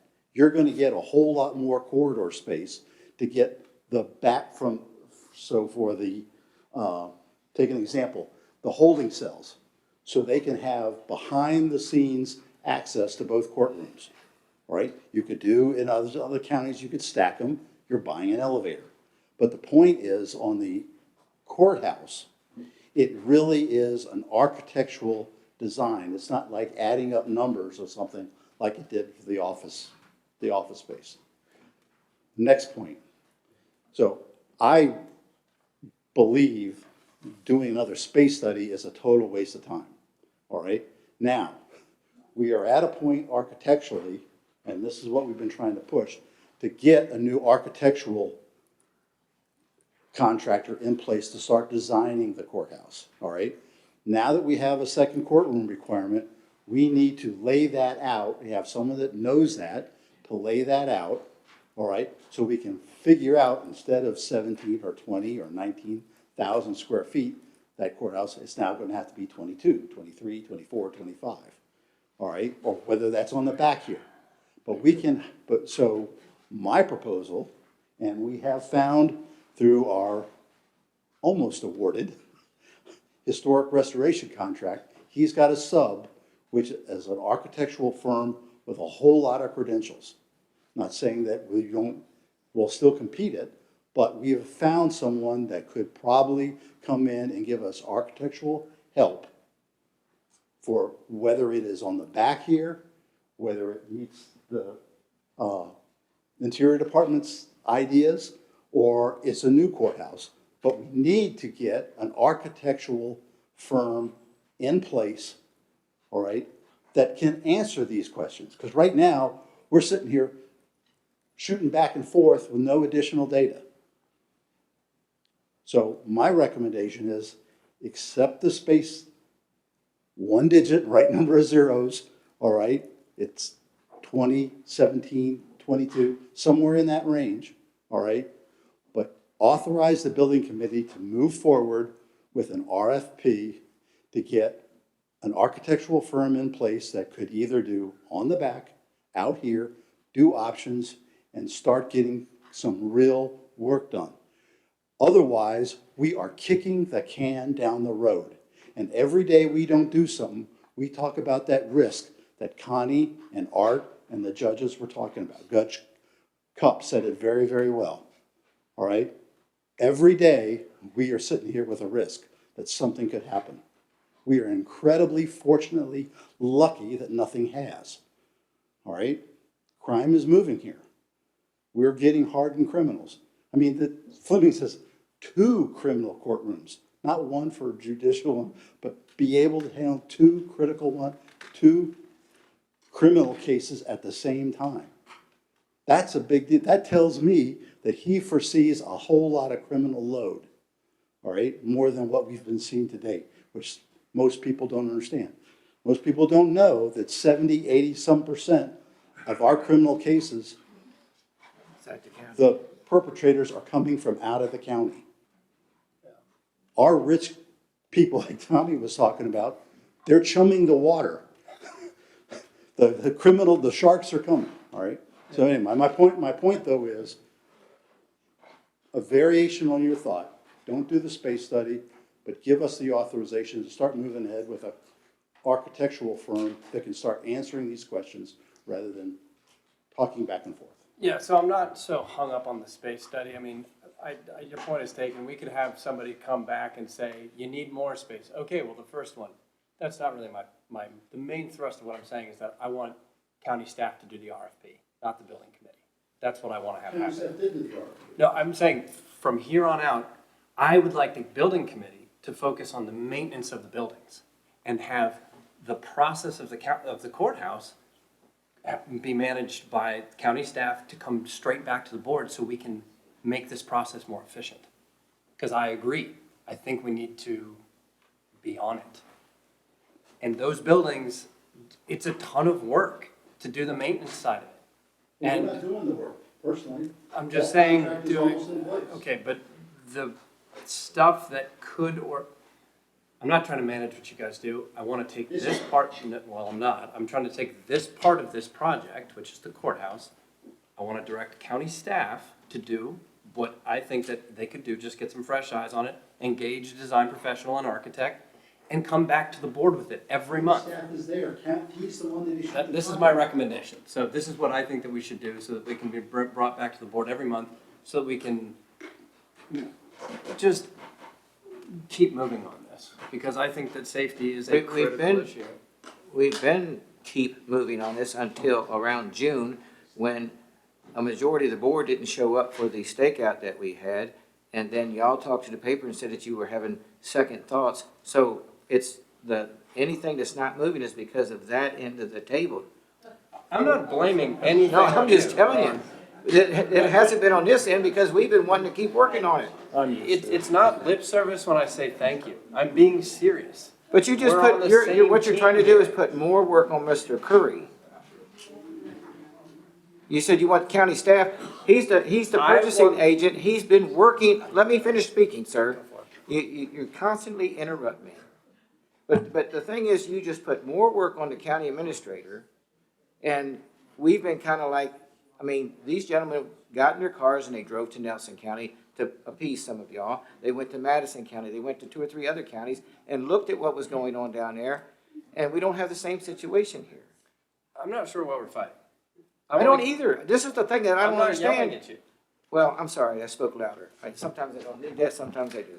But the thing is, you're taking work off of me, so that's fine. But I don't see an object in front of us that you're pushing as John McCarthy used to say, the ball doesn't seem to be moving down the field any further. I think the process would be more efficient.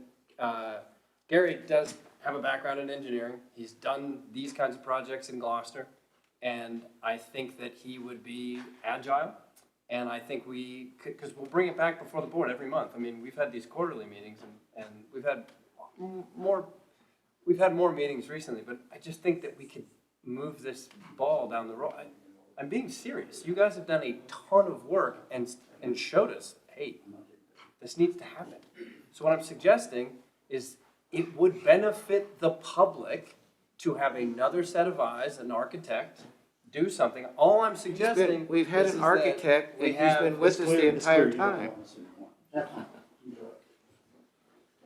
Well, I was being sincere when I thanked you all. No, you weren't. No, you weren't. You really don't understand that. Then you might appreciate it. But you do it for free and you don't give a goddamn about anything. That's exactly what's going on. Gentleman that just walked out of here has saved this county tens of thousands of dollars of work for free. Mr. Waters has a very distinguished background in historical architecture and has made a very fine living and has lots of wonderful contacts in that field. And he has been more than willing to bring a lot of his contacts to the table for this county. It's a real shame. I think it's really evident that when somebody like myself tries to be productive in conversation and then is treated in a completely uncivil manner by somebody who we have appointed to an advisory committee. You insulted them when you said get a professional. I'll just finish my comment before you interrupt me. All right, I'll try not to interrupt you, and then you try not to interrupt me when I'm speaking. Can you do that? 100%. I think that level of civility, I don't support it on any level. If we can't have a conversation in here where we attack ideas, not people, what are we doing? If I can't come in here and just present an idea that then somebody says, I really don't like that, I can hear that. But that behavior, no. But you did attack them personally. You said, Yeah, get somebody that does this professionally. They are professionals. Yeah. One of them is retired, the other one is still active, maybe semi-retired. There's not a single architect sitting there. Mr. Glenn, you designed battleships. There's not a single architect I mean, there. you want to talk about space needs and how to save efficiencies. I mean, that's a lot of high-level design work. As I said, Mr. Waters is very respected in his field and has brought Perhaps- many of his contacts perhaps- to the table. Perhaps, I'm not arguing about this, and I don't mean to interrupt you, but I mean, you had people assigned to do the job, people on the building committee that were willing to do the job. We wrote up a purview for the building committee, and the work on the courthouse falls under our purview. And now you'd say that you would like us to not work on this any longer. And frankly, if that's what you want to do, that's fine. But you have to realize that that is putting an enormous task on our staff. And they won't have any input from people that could bring a lot of knowledge and context to the table. I'm going to be very clear, and this is on the record here. Never once did I say, I don't like you, I think what you've done is useless, I don't want to hear from you anymore. What I said was, it would be useful to the public, this is the largest project we've ever done as a county, to get some fresh eyes on this with a professional firm that can go soup to nuts. That is due diligence. And what I just experienced in this courtroom is beneath public office. Genuinely. I can have a discussion with anybody. I am unoffendable. Are we going to move But on I past can't- this, or are we going to keep talking about this? I'm just going to finish what I said. Let him And finish. you can respond to me. But if I can't have a legitimate, substantive discussion about a process that is going to get tenuous, that is going to get tough, because it is expensive, and if we can't have that kind of back and forth, I definitely, as a supervisor, don't want it to move through that committee. After that, no way. It's not to the benefit of the public if we can't sit here and talk about ideas. I don't It's think the you have to worry about that only anymore reason- because they left. It's the only reason we're in this room. Thank you, ma'am. Thanks. One thing that is very clear is maintenance of our buildings have been going nowhere for many, many, many years. And no matter what we do, the public, all of us deserve a maintenance plan that will not allow our buildings to get to this level again, because all it does is cost us more money if we wait years to try to repair buildings that could be done on a monthly basis or a yearly basis. But waiting so many years, I think it was said multiple times tonight, the buildings are in very need of help. The one thing that I think came out of this, again, that is clear to me is the public and me would like to know, and it may be at the next level, the drawings that we see online have no dimensions. So I think people are trying to figure out, when you say 2 courtrooms, what sizes are those courtrooms? How do you get to 20,000 square feet? And it may be very valid, and now it may be more than 20,000 square feet, but there's nowhere that it's clear to the public. And I do understand that the 2 different courtrooms now have different waiting room requirements. Those are the kind of things, the detail that I think would answer some questions for the public. The sheriff got tons of credit tonight, and she really should, but I think if you speak with her, and she's not here to speak, but she's very nervous that if we don't, she's concerned that if we don't do something in a timely manner, the win could happen. And we all don't want that to ever take place in Rappahannock County. It would be an awful news day. So I think keeping an advisory committee that I really don't feel like we had much involvement before with judge, the sheriff, and clerk should always be engaged in these meetings to get information from them that we may not have been thinking about. The second courtroom, I know, just came out really of that last meeting. And then I think the general public would think, well, if I was going to build a house, I would have my budget. Thank you, Paige Glennie. I would have my house budget and know that this was the top number I could spend. And I don't think that's possible here, but I don't think it's a bad question either that says just how much money are we willing to spend to do whatever option we come up with. And then the loan, you can't get a loan until you know what you're spending it on, I don't think, but I don't know with your past history if you have any idea how to get a general idea. Those are all good questions, but we haven't got that far yet. Well, I'm trying to ask them because the public had similar questions and I want to make sure that we are hearing from the public. We've been wanting to go further, but we can't get that far because of this board. And finally, I think the more efficient process, I don't know what the answer is to that. Well, who would this advisory board be? Mr. Fraser, please. I do believe if we could have more interaction than once a quarter, and I know that's what it had been, and there's so much time that information that happens in your building committee meeting that none of us know about until that quarterly meeting, that it's too much of a gap at this point. So somehow we've got to get information to the advisory committee, whoever that's made up of. I would like to see it be Judge Clements and Caitlin and Sheriff Compton, but they may not be the people, I don't know. But we have got to get them more engaged. We have got to become more engaged than every quarter, or we'll just keep doing this for multiple more years. If we can go back to that, you have told me yourself, sitting at this very table, that you didn't want to get involved in all the minutia. So we tried to work on all the minutia, and we would come back when we would get to another place that it looked like we didn't want to get ahead of this board. So we would work on that minutia. And there really isn't a lot that we needed the judges and the clerks' involvement in until we decide whether we're going to be back here or down there, and whether we're going to have the Commonwealth Attorney's Office and the clerk's office.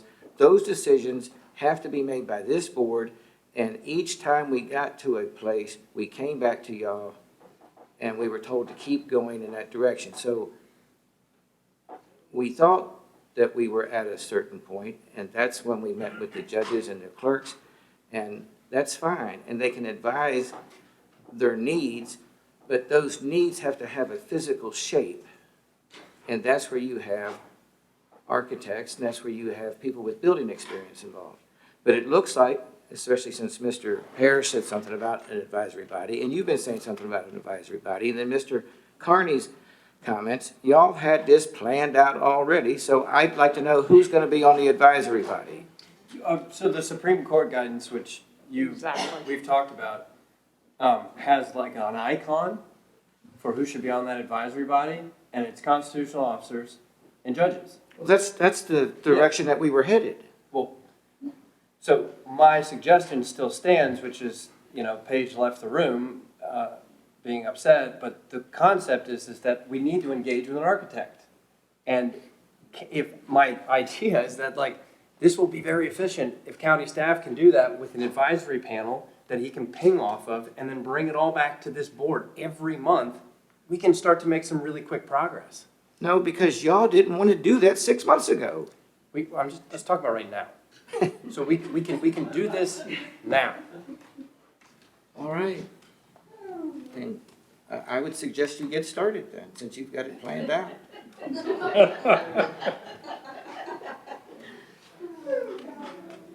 I'll bring my hammer and nails next time. And maybe you can join Ron Mekalo when he goes sticking his hand up behind some weeds.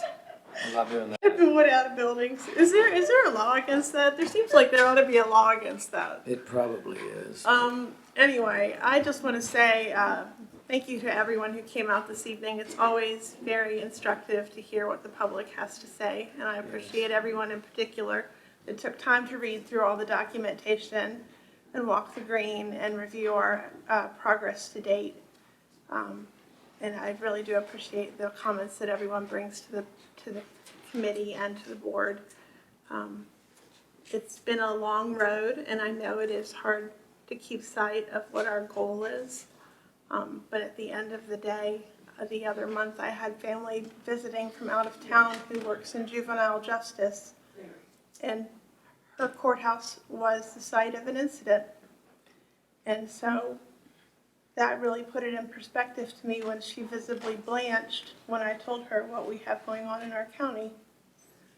And we really need to keep our judges safe, our court officers safe, the folks that come in and out on court days, we need to keep them safe. It's paramount. Safety, security. I think anyone that knows me knows that I'm a very modest person. I don't want to overbuild. I want to build to our needs. But if we build something and then we have to come back and build it again in 20 or 25 years, we will have been a failure. And hopefully I'll still be around then and I'll be to blame. And I really don't want that. I want it to last at least 100 years and be a wonderful building that serves everyone well and keeps folks safe. The other end of safety that we haven't touched on tonight, that some folks did in their comments, is the safety of our employees. And our workspaces really do fail our employees for safety. As I think a lot of folks remember, we almost had a fire in this courthouse years ago, an electrical fire. We currently have a zoning administrator's office that has only one entrance. There's no alternate way out, and it's in a basement. It is incredibly, incredibly dangerous. So I hope that everyone appreciates that we take the long view, and I don't want to be penny wise and pound foolish and build something that may cost less, but that we may pay a lot of money for in the future. Mm-hmm. We do have all of our debt service paid off in the next 2 years. I'm hoping that the school will be able to find that $1 million ticket and maybe recoup some money that way that we could spend on our buildings, because they sure need a lot of attention. And we really can't afford to kick the can down the road any longer. Well said. There is a plaque, I think, of folks that dedicated or donated money last time there was courthouse work done.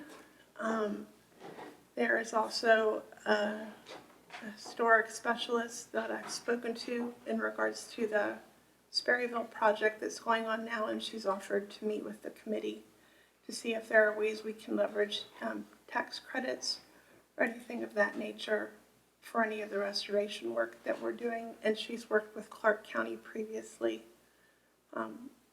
So I will reach out to her and try to arrange for her to sit in with us as well. I know it is frustrating. People want to know what's going to go where, what it's going to look like, how much it's going to cost. It is a complex process. I don't have all of those answers today, but I would rather wait and give you good answers than give you bad answers that I regret later. Thank you. All right, I think we can move on to. So do I need to make a motion to direct county staff? Do we need to should we put this on the agenda for next month? What would you guys like to do just to keep things moving? Because I totally agree. I think we just need to keep things going. What is the best? Maybe it'd be worthwhile just. I don't know what you're going to instruct county staff to do, because he's looking like he's in a quandary himself and doesn't know how to say it. But he doesn't know right now whether to look at an addition or a separate building. Well, I gathered that if I am instructed to do something, it would be there would be a boundary, it would be all the above.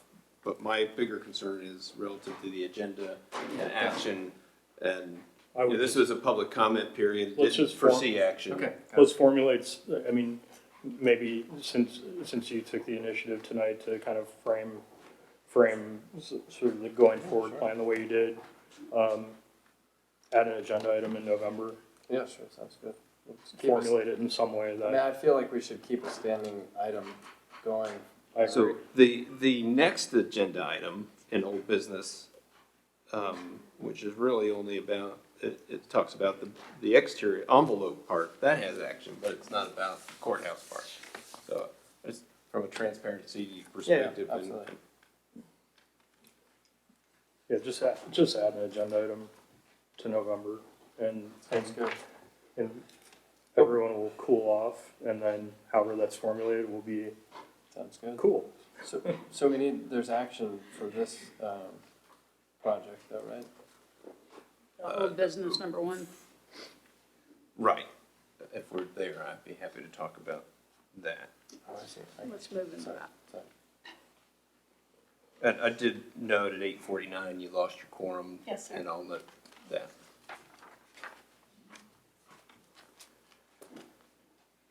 Am I moving on? Yes, sir. Okay. So there's been much discussion about the historical buildings, and the board did appropriate, not just pledge, appropriated $1 million to get started with the historical building, the envelopes of the building, so pretty much the perimeter, sides, top.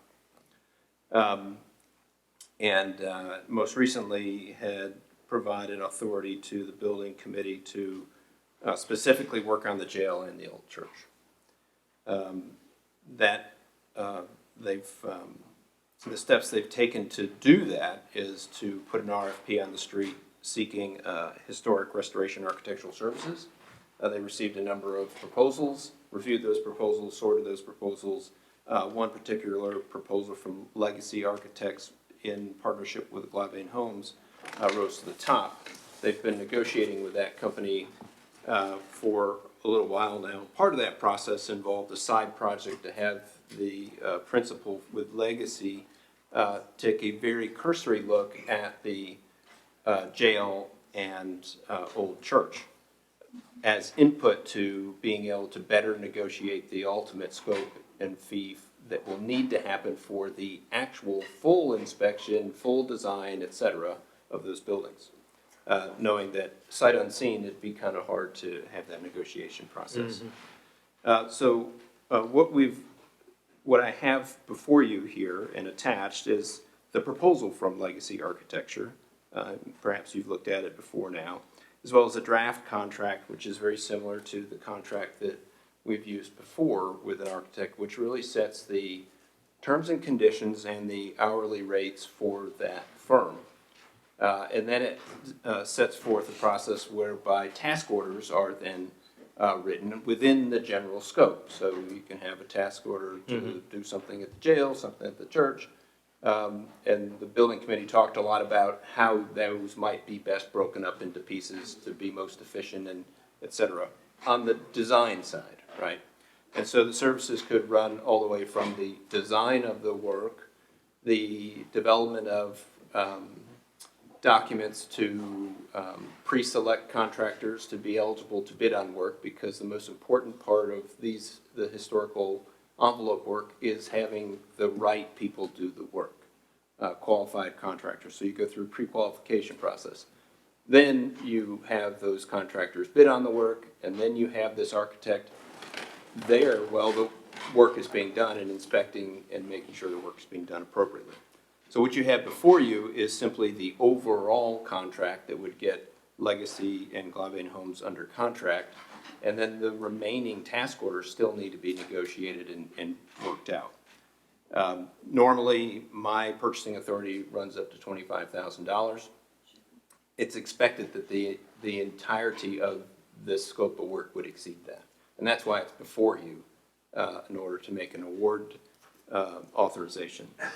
Because we don't know the details of the individual task orders, I've asked if the board wants to accelerate things on the envelope, that you could authorize me as purchasing agent through whatever pre-qualification steps, building committee or otherwise, to award higher dollar amounts for these few task orders if we need to before you meet again. I'd be happy to answer any other questions. I think it was very clear to the building committee and myself that this team was best positioned for this work.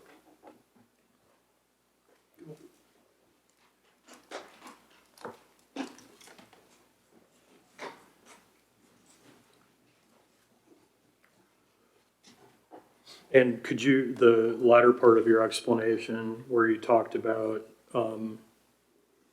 basically having the authority to enter into task orders that you're saying in excess of the 50,000? Well, 25,000 is in your code. Right. That is, I can award contracts up to 25,000 and above which they need to come to the board for award. You could essentially You're saying the award in advance through authorizing me to do So something. the additional 25,000 contemplated here would cover near-term It's just work a order. flexible amount to allow more flexibility between meetings. And it might not be needed if, you know, if things align with your next meeting, then, you know, we just show you that detail. But it gets us if we through want to October. get 3 weeks ahead, Yeah. then we can get 3 weeks ahead.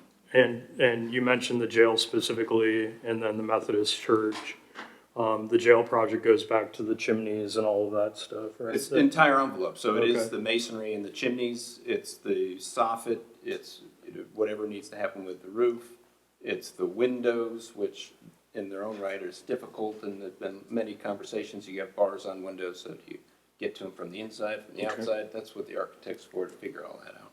Okay, I'll put forward a motion to award contract for professional services further to RFP number 2302BC and authorize the purchasing agent to award task orders valued at not to exceed $50,000 in the aggregate prior to seeking any further award authority. I'll second. We have a motion and a second discussion.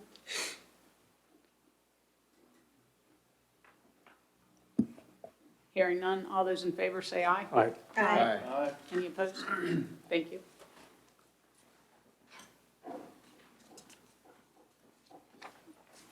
And now we're into the Planning Commission request for input. You guys are welcome to stay around, but we're now on the Planning Commission side of things. Ms. Smith, would you like me to? Thank you so very much for coming out tonight. Thanks, so. See you all. Thank you. And maybe I'll let you get off. Now I'm cold now that everyone's left. Hi, George. Good to see you. Bye. Have a good night. Can we take a brief recess? Sure. Thanks. Yeah, absolutely. All right, we back? Yep. Are we back online as well? Yes. Okay. Planning Commission request for input on phase 1 of the zoning ordinance update.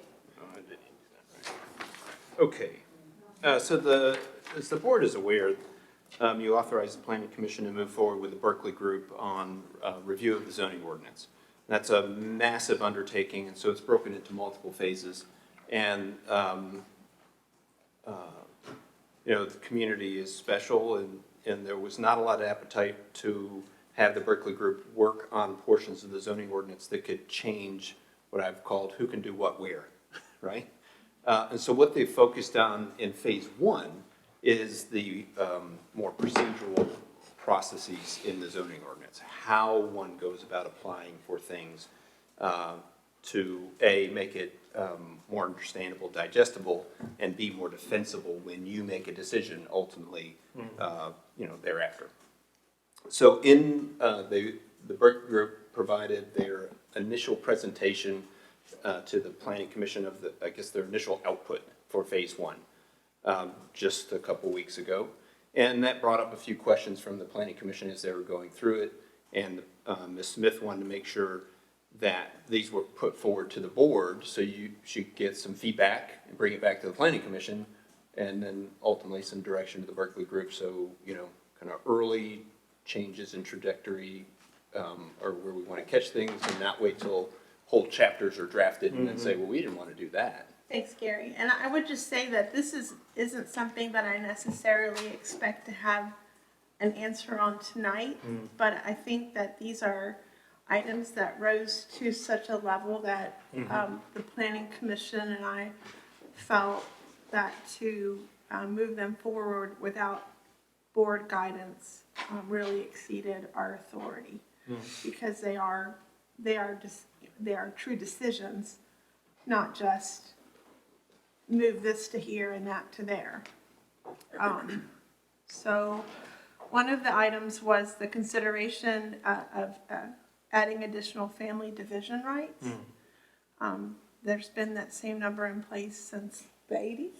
1984, well, 86 when it was adopted. So is it time to give some additional family division rights? I know that that has helped some families that I'm aware of that tried to figure out, as Mr. Atkins always so eloquently points out, how do you keep a family together working in the county when housing prices are so high? Adding family division. I could interject just a second before we go too far down that road.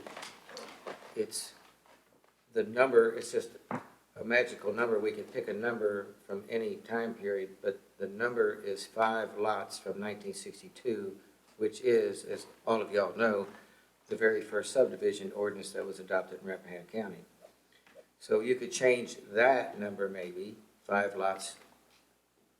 It's actually, it's, you get a 6th if you come ask the board for a special exception. But almost nobody can make that hurdle. Yeah. And that was only done for one particular reason at the time.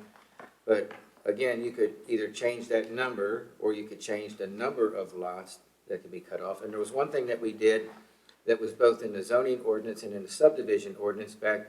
It was 2 people, I won't call them by name, but both gentlemen are deceased now.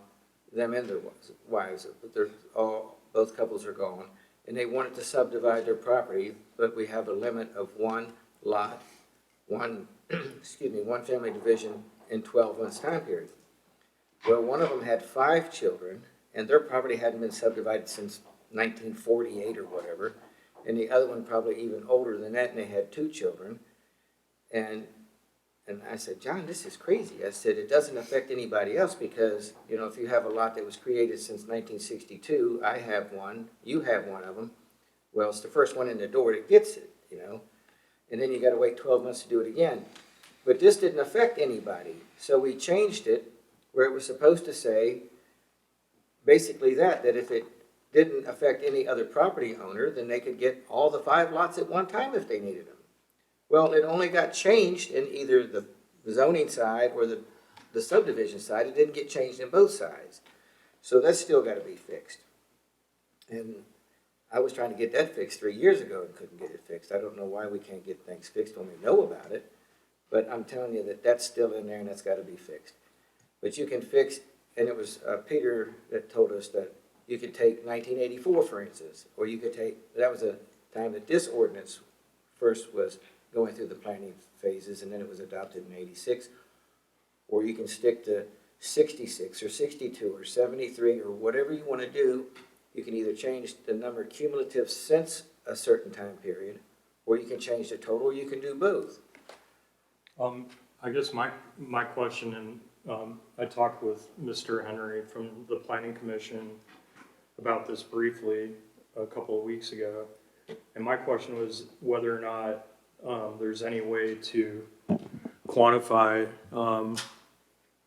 I guess logically I was thinking through the Revenue Commissioner's office, quantify what the real world effect would be of resetting the clock, for example. Like if you, it's probably unknowable because it comes down to individual parcels and whether they've been divided and when they're divided. And so it's almost, it seems like a guessing game as to what the real world density effect would be if everyone eligible jumped on board based on whatever the new date might be. Right. The intent of the family division rights, it really does one thing for you. It gets you out of the density requirement. Right. That's what it does. And so you don't have to meet the 1 per 25 in agriculture. Well, I meant, yeah, Right. I meant density No, I in a understand. broader But sense. that's really, in a nutshell, that's all it does. Yeah.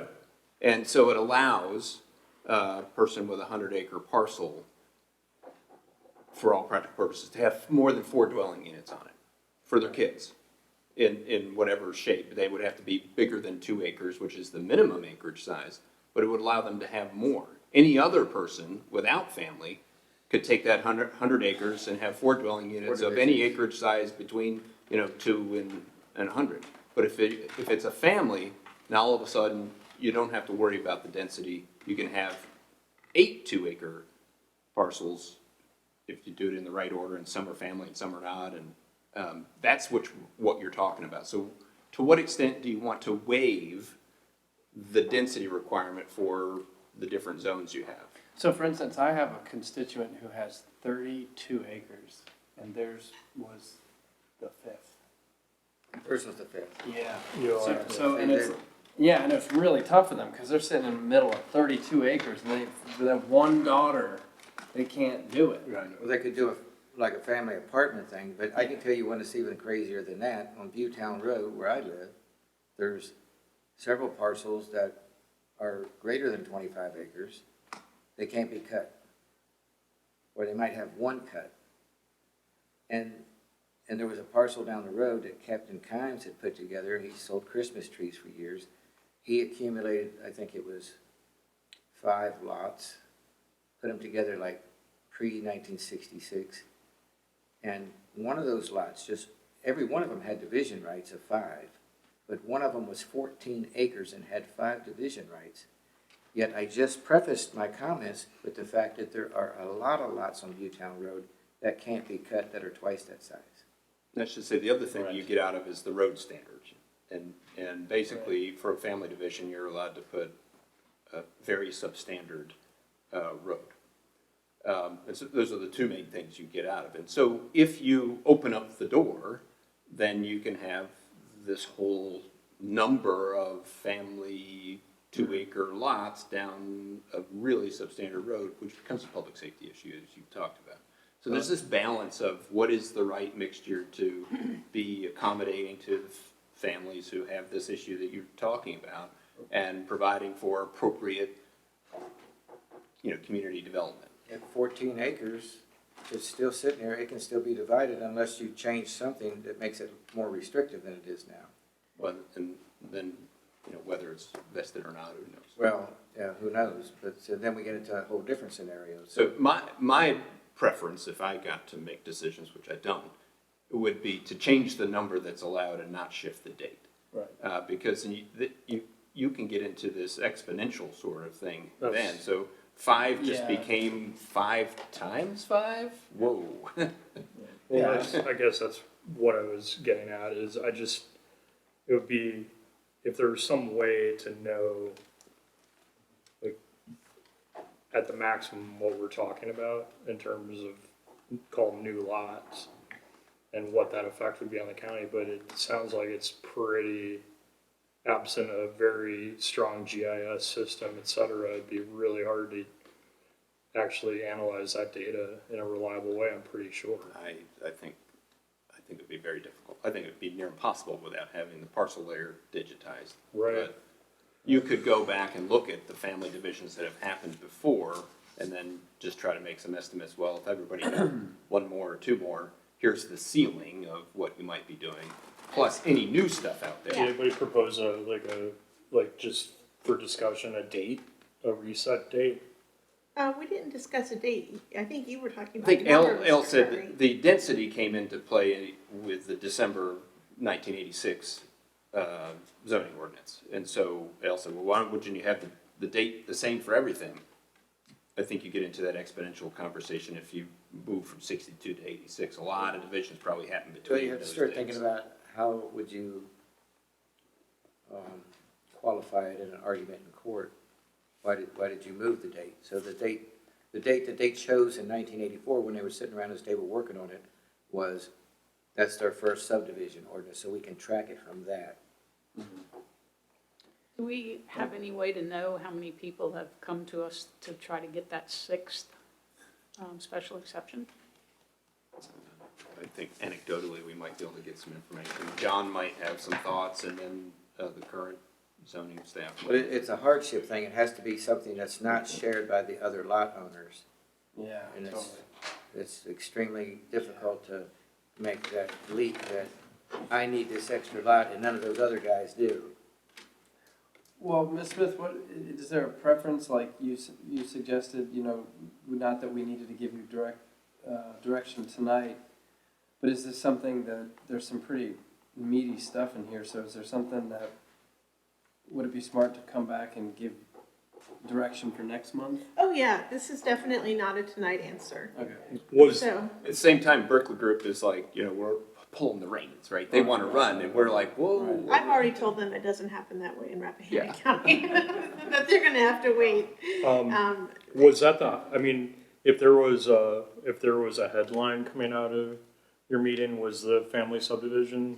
Well, I guess Question, it's a sort headline? of in with this family subdivision, and we didn't really talk about this in the Berkeley group discussion, but we did talk about it in the Blue Rock application, which is that when people take their cuts, there's no concept of keeping subsequent cuts proportion to previous cuts.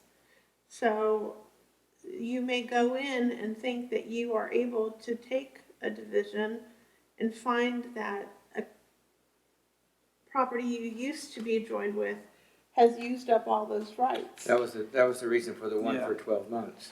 So you're supposed to be notified. Which is a density discussion, well, I mean, it could be it could be both, family division and density. In Blue Rock, it's a density discussion probably. It's a density question at Blue Rock, so, I mean, he was very forthcoming and said he's just doing 2, and there's, I think, still 3 that could be taken on that parcel, so he's not using them all up, but there are people that will. Right. And then people will come in and be shocked to know that they can't, you know, do a division. So I think that that's another question for the board. Do we want to have some sense of proportion when people do these things so that people know, hey, if I get the bigger parcel, I can make more cuts. I think density it's an interesting concept in zoning, but it makes things very complicated. And you see it all the time in subdivisions, right? You get X number of lots per, you can have 1 per 25, you got, 1 per 25, and that's easy to figure out. I got 100 acres, I get 4 of them. But when you do density, then it gets into all these questions about, if I do something, does it affect the parcel next door because we're both part of the same parent parcel? Right. And then if you really dig into the ordinance, the density only has to do with dwellings. So if you're doing solely commercial, you can divide it in many lots as you want, but you won't be able to ever able to put a dwelling on it. Unless you apply for it. Well, you might not be able to, because the density would say, okay, you've got, all these 2-acre lots, but you can only have 4 with dwellings. Right, it would require rezone. And so the ordinance would suggest that you're supposed to put deed restrictions on the other ones. But, that's really complicated. And people don't understand that when they go through the process and find out a neighbor just built a dwelling and all of a sudden they don't get to anymore. So, and the other things that came up in the course of the discussion are enumerated, civil penalties versus criminal penalties for zoning violations, whether site plan requirements should be divided into minor site plans and major site plans, and if we should have different criteria, recognizing there are different levels of complexity for different applications, whether we should limit folks' ability to request a text amendment to maybe once a year. That's the way some other localities do it. The time limits on special exceptions. I don't remember that one offhand, Mr. Curry. So the Berkeley group suggested maybe you don't want to allow time limits on special exceptions. Your ordinance right now specifically authorizes you to do that. The Code of Virginia very specifically says BZAs can do that. It also says generally that localities can put appropriate safeguards and controls. So there's a divided thought among the state of whether boards are allowed to do that. How about sunset clauses in here? Time limit for a special exception, right? And so this board has claimed a long time ago that, yeah, we think the Code of Virginia says we're allowed to do that and we're gonna do it. And so, But it only gives that authority to BZAs, but there is no distinction between an SUP and an SE. correct. Yeah, so the board is allowed to reserve to themselves some subset of special exceptions, but there's different wording in the sections. It's really a construction problem for the state, and I don't think anybody would ever suggest that the General Assembly thought there should be two different types of authority. They were working late at night. Yeah. So, appropriate safeguards and controls, that's a time limit, and so as Ms. Smith, I think, put it well, you claim the middle ground for you, and you move on. That's right, thank you for refreshing my memory on that one. That's a lot in the Well, this family division question, that was a lot more complicated than I ever imagined.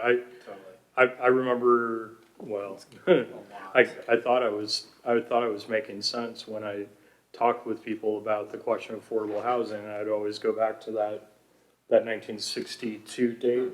Thought, well, maybe that could be a mechanism for allowing family to reside in the county when they otherwise might be precluded from living on their parents' parcel. And I think I know who you're talking about, and they talked to me about their quandary down the Castleton area, and I thought, okay, well, it's just a matter of picking a different date, and it'll bring some people into a situation where then they can accommodate family members. But yeah, but the date is like, That's I could see saying that's a big- 6 or 7, but you move that date and it could just go like, it could snowball in a really weird, but to your point is like, the thing that worries me the most is these shared driveways. That's like, there's no developer making a road, right? So you just have like, but fast forward that 30 years from now with a different government in place, and then all of a sudden we have all these right-of-ways where it's just so. And that aspect is tricky because the Code of Virginia specifically talks about the right-of-way requirements for family divisions. And I don't think it's appropriate, but that's what it says. So when it says what it is, then you have to follow it, right? So if they just said appropriate or something like that, you could Am do I something correct? reasonable. You discovered that. I think we'd always been requiring something wider, but I think you said that the code says we can't require more than 20 feet. It's got to be like 30 feet. And I think we were going 30 and then 50. I think one ordinance was, maybe the 73 was 30, then it went to 50 under this one. But anyway, and I think it's 20. I can't remember. But the thing is, I mean, they can make it wider on their own, but if you're requiring a right-of-way, then we're stuck with. So that's why you have your type 1, type 2 road. This is a type 3 road, which is basically get out of jail free and just have a right-of-way. Yeah. 20 foot really isn't wide enough, because if you have to meander around a creek or a rock outcropping, you're talking dynamite. So why would the General Assembly prescribe that? You know, somewhere along the line, there was an argument and a fight, and Yep. I don't know. Yeah. They So the weren't looking hardship out here. requirement on the special exemption, is that something that we could edit, remove, and have like a 6 and a 7 instead of a 5? Yeah, I imagine you could, but you still, the reason that it is the way it is was one particular reason. It was in Jackson District, it was one particular reason. And they could look at that and say, yeah, this qualifies as a hardship. so I would think that what might be wise is to say, okay, Berkeley Group, we think, recognizing that the comprehensive plan wants to have residential development towards the village areas and all that stuff, we do think it's appropriate to have a little bit more access for families in the other areas. Here's the ordinance as it sits right now. You tell us what you think would be the best way to constructively allow family divisions to be just a little bit more, people have just a little bit more ability in a new ordinance. See what they come back with, whether it's a date or a number or a different set of special exception requirements, or maybe there's different types of special exception. You have number 6, you have to meet this threshold, and 7, you have to meet these higher thresholds, and if you want 8, you better really bring it, because it's gonna take a lot. Keep in mind that our ordinance is the Fauquier ordinance at that time, 1984, and that was supposed to be copied from Fairfax. You take out a few pages, you change a few sizes. We're hoping to change that. But that's what it is, so it's It'll be been the done Rappahannock before. ordinance. Whatever it That is was we're the- talking that's about, what- it has been done before. Yeah. This is not new ground. We move on to the civil penalties question?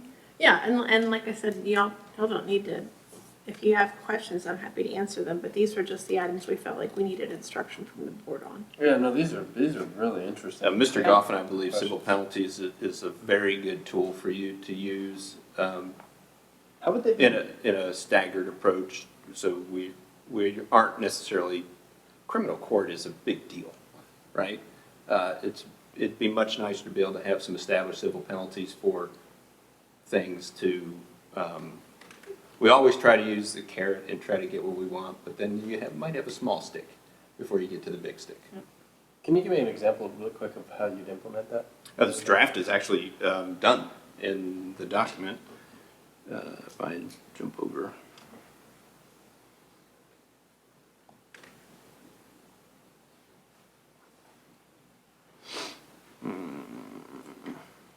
Probably.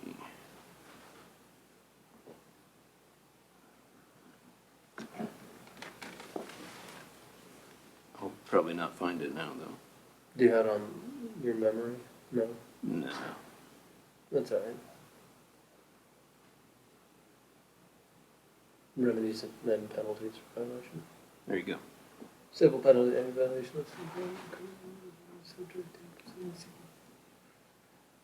Summons in general court district or by the zoning administrator or by designee issuing a ticket.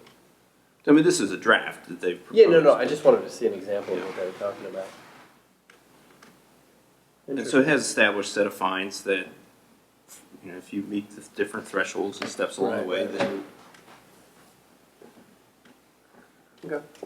And the other thing, which I thought we were gonna talk about tonight, that I would just maybe add to this list, is Airbnbs, if y'all have. Oh, that's any desire. actually. Next under new business. Oh, I'm so sorry. I don't mean to get ahead of us. I know then. you're eager to adjourn. Totally. Yeah, It does I mean, fit into that's, this conversation though as well. So I did, Yeah, I so don't mean that, to but steal anybody's thunder. that would be in a future phase. If the Berkeley group is going to be doing that, that was the who gets to do what where sort of thing. But the board, of course, gets to jump anything you want to the head of the list. So all these are more of the procedural items. Okay. The site plans, you know, you can envision there's certain Yeah. types of projects that are really complex and some that aren't. Yep. And why should they all have to go get a? I think that's super sensible. Yeah, That is, totally. Goes back to the customer No. service. That's the one that jumped out at me immediately. Devil's in Yeah. the details about which type of use gets which type and What what are the qualifies. different requirements, but that can be worked out. a minor site plan, I'm thinking would be like what Jimmy Swindler did Yeah. for his barn venue space, right? Basically sketched out, and in a lot of cases, that's all you need. As long as it's scaled and it has Right. a certain set of things that you need to know to make decisions. Yep. Right. Yeah, or the folks at Montmedy, you know, that was a Yeah. pretty minor site plan. Yeah. That was super minor, yeah. Where we plant trees, where the tent would go, Yep. where cars would park, okay? So the Code of Virginia doesn't compel you to allow citizens to actually apply for a zoning text amendment. It says that the Planning Commission or the Board of Supervisors can instigate one. It says that citizens always have the right to ask for a zoning amendment, right? But not a text amendment. So we allow it and do it now. But sometimes it can get awkward because the board might be mulling through for months a proposed text amendment, maybe this one, right? But then somebody applies and all of a sudden you're on a time clock and you have Correct. to do certain things for their application and there's questions, well, why are we talking about driving ranges right now when we should be talking about other stuff? It's because somebody applied for it, paid money, and maybe they are good at constructing ordinance language or maybe they're not, but I find most times what they've asked for specifically is probably not what you ultimately are willing to approve. So, you know, Yeah, but- is there value added to doing that, or should they be going to their board or their planning commission and convincing the body that there's a good idea here and have somebody construct some language around it and do it that way? So other than the rezoning application in Sperryville, the only recent time that's come up has been on the driving range question. I think there was I don't know if we ever did it or there was talk about it, but it was like, how many people need to be in a professional office in the highway corridor? 3 or 4? Why does that matter? Well, it's in the ordinance. I think that was walked away from, Yeah. so we've kind of walked away from it Yeah. too. How many bathrooms are there? Right. So, as Ms. Smith pointed out, some localities bin them. You can apply for whatever you want, but we're only gonna hear these things in, July and December, because we're just not gonna interrupt our cadence of zoning except every month, but we will open it up during these certain periods of time, and you can do that too. But that's a decision that needs to be made. Do you want to provide for text amendments in the new ordinance? And are there restrictions on how one might go about doing that? Okay. And then we talked about the time. Yep. I think the board is of mind that these limits are important, particularly where it's not appropriate is when somebody invests significant capital, right? You have a special exception and they're gonna build this big building because a certain type of commercial use in a certain zone requires a special exception to make sure there are limits on it. And then you say, okay, that's great, you invest $2 million and oh, by the way, your permit's only good for 2 years. Yeah. Or maybe 4. Yeah. That obviously doesn't make sense, and you probably would have trouble in court. But for a use where I'm just gonna use my house for this alternate purpose for these certain period of time, tourist home, makes perfect sense. Speaking of tourist homes. Well, and we have one last, and that is just to make sure the board is understanding the conditional zoning process, that's proffers. Our current ordinance is not very good in that regard. The drafts that are posted over to the planning commission side, if you track them down, much better language, including language that anybody who applies has to stipulate that the board and staff has not asked them for an unreasonable proffer. And they have to stipulate that. That's very important. Thanks to the General Assembly. Yes. Okay. So, good information on the planning commission agenda that's linked through here. If you have time, go look at these particular. You will get lost in incredible detail if you try to read everything, which you're welcome to, but the planning commission is doing that. But this is a good roadmap to some things you might want to look at. Great. Thank you. Thank you, Ms. Smith. Sure thing. Thank you. Tourist homes. I did print out 17066K. I think I put it at your spots. Yeah, I asked for this to be on the agenda to just briefly run by you all this concept, which I totally agree with Tommy, his comment earlier about, we've got a problem with housing.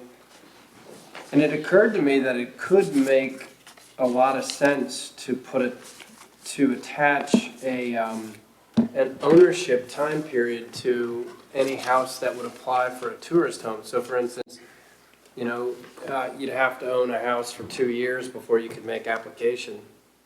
And my thinking was, families that are here that are looking to monetize maybe houses on their property that, are not being used or whatever, this would not be an impediment to them, but it definitely would be an impediment and slow down folks that are looking for commercial properties, which is what they are. Speculators who are. Yeah, I mean, that's just what they are. What would you do if, let's say, Mr. Wilson has a home, that he's got a tourist home permit, and he sells it, and the provision, when it was issued, it had a sunset on it if it's ever sold, so then the only offer he gets is a contingency that they get to use it as a tourist home. Yeah, If it had a sunset on the special exception, then that's a check that seller can't write, and it's only the board can write that. But you're true that it would be an impediment to then, they would say, well, in that case, if we didn't do this, for instance, they'd be like, well, maybe I'll just renew it and it'll be fine. But, just use numbers to make it easy. If the house is worth $300,000 because it has a tourist home permit, or even a B&B, but he can't sell it like that without the contingencies, it devalues the property, does that get into a vested problem? Well, I think that if it has a sunset clause in it, you're not really guaranteed you're gonna get it anyway. I mean, it's up in the air. Yeah, but a sunset clause isn't the same as a contingency. If what you're recommending, I think, would put a squash on the contingency. I think if you had a special exception without a clause that states that it terminates on sale, or after a certain period of time, if it didn't say that, I think that use is vested, regardless if a new homeowner comes along, right? It would only be the barring application. But your point is, I think, interesting, that if my home has been used in this way for the 20 years I've owned it, but I have a sunset clause and I want to sell it, does that take value out of my property? It might. I think it would. But it's value that wasn't in the property when you bought it before you got your special exception. So that was the bargain you made when you came and asked for a special exception and accepted the condition that says this terminates on sale of property. But you renovated with that in mind, that it was a tourist home. Read your conditions. I was just trying to think of ways to. No, I'm just just trying to be the devil's advocate. Yeah, no. Usually one of you guys are, but I just thought I'd do Yeah, it. I know, point taken. I mean, I don't think you can really do anything without some hiccups, so yeah, definitely.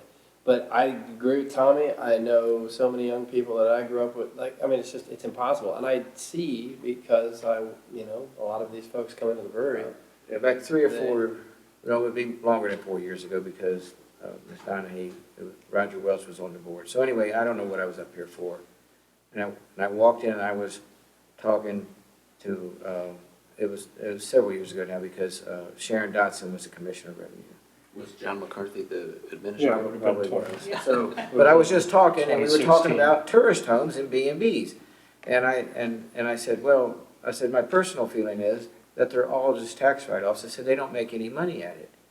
And I said, and what happens is, I buy the property and I get a permit, and then I run it for 3 years, and then the IRS says, well, it's no longer can you write off these expenses because you're losing money, so it's a hobby. So then I sell it to a LLC, which I control, and then I might sell it again some other kind of way, and their mouths fell open, and they said, that's exactly what's going on. They felt like I was standing outside eavesdropping on the conversation they just had. Except they're making money at the same time. Yeah. Because the rents are ridiculous. Well, maybe COVID did something, because I heard something really crazy about somebody that had one. They rented it by the month, and nobody lived in it. People just paid to have it to come to. Yep. Well, I've had people calling me, looking at houses in Sperryville, asking me if they'd be able to do it. They'll call me and say, hey, you're supervisor currently? Yeah. Can I get an Airbnb permit for this house I'm looking for in Sperryville? So I've noticed this, and I'm like, is there a way to continue doing what we're doing, but put the brakes on it a little bit, at least to give some people here a foot through the door? And I thought it'd be pretty reasonable to put some kind of time period on it, because it will cool it off. It will cool it off from people that are just like, well, if I had to wait a year or two, I'm maybe not going to do it, which is going to let it be open to someone who wants to live. And It's just a thought. But it might buy it and rent it for more than 30 days, Right. for 2 years Which or whatever, also and then can. come in. Totally. And then I had asked, I mean, I've always said, I think the minimum acreage where it is now, in theory, keeps the smaller parcels Affordability is big. in the mix for, people to actually rent or live in. So that's good. And I mean, there is that exception rule that we'll consider exceptions to the 10 and 20 acre minimums, but we haven't yet. And then my question to Gary, and I keep forgetting the analogy you provided, which was useful. I asked, I had a different idea. I really like Van's, and it's way better than mine, was if we're getting to a point where there's so many of these, as a locality, could we place a cap on the total number of permits, almost like a fishing quota, or hey, we've got 30 of these licenses until somebody bows out, you can't get one. I remember the conversation. Yeah. What was the analogy you used? I've said that I'm not sure about that, but other localities are putting caps on solar, utility solar. They're saying, we're only going to do 200 acres. That's our share of the state's thing, and that's it. And that seems to be sticking. So if that is allowable, it would have seemed to me that this is allowable. Very interesting. Number of permits. We know right now the number of permits that are issued versus the number of homes that are actually being rented short-term. Those are two different things. And now we can really track it because we have this registry. Right. Yep. And what I think Mr. Henry found out is that there aren't that many active, I mean, it seems like a huge number because we talk about them every month. But then when It's like 35. Yeah. right, and in my mind, I thought it was like 200. Right. Now, it probably has gone up in the last few months, because we did approve that one that was 5 Right. Yeah. Right. homes all at once. It's Yeah, probably in the 40s now. I like the idea of a 2-year, not moratorium's not the right, but a 2-year pause after Waiting the period. sale of the house. I also like what came out of Richmond, is that if you want to Airbnb your house, you need to live in it 185 days a year. That would So you be said that, dynamic here. I think that's fantastic. I would vote to do both of those things. And I also like something that Mr. Henry brought up, which is that we have a permit fee for them every year, like a Well, can't you do 50 a to 100 registry fee? You can, you've just, Yeah, just- Yeah. well, just you've decided not to basically- do that, but you can change it anytime you Just want. basically do an annual fee and Yeah. $100, and that helps us track them better. And it also, puts another, if you're just getting it to have it, it would make people pause and say, well, hey, this really is an investment. It's going to cost me $100 or $50 a year to maintain it. But I said you decided not to do that, and I was thinking discussions. Those discussions mostly happened at the staff level between Ms. Nick, Ms. Graham, Mr. Goff, when I said, hey, you can put a fee on this annually. And they said, well, we don't want a barrier to compliance for the registry. And that was and I said, okay. So we put it forward without the fee. But you can add an annual fee to the registry. An annual fee would be something that we could actually enforce, but I don't know how we'd enforce the 185 But days. well, that's true. We want them to register. And so that they felt that was more important than the fee part. Small fee, yep. I mean, I think the thing that we have working in our favor that protects us compared to some communities, I know I've talked before publicly about the adverse effect that too many Airbnbs in a neighborhood or a city or a town can have. I mean, I've given an example of like up in Nova Scotia, entire coastal villages are gone basically. They're all just outside investor-owned properties that are Airbnbs. Harbor. Right.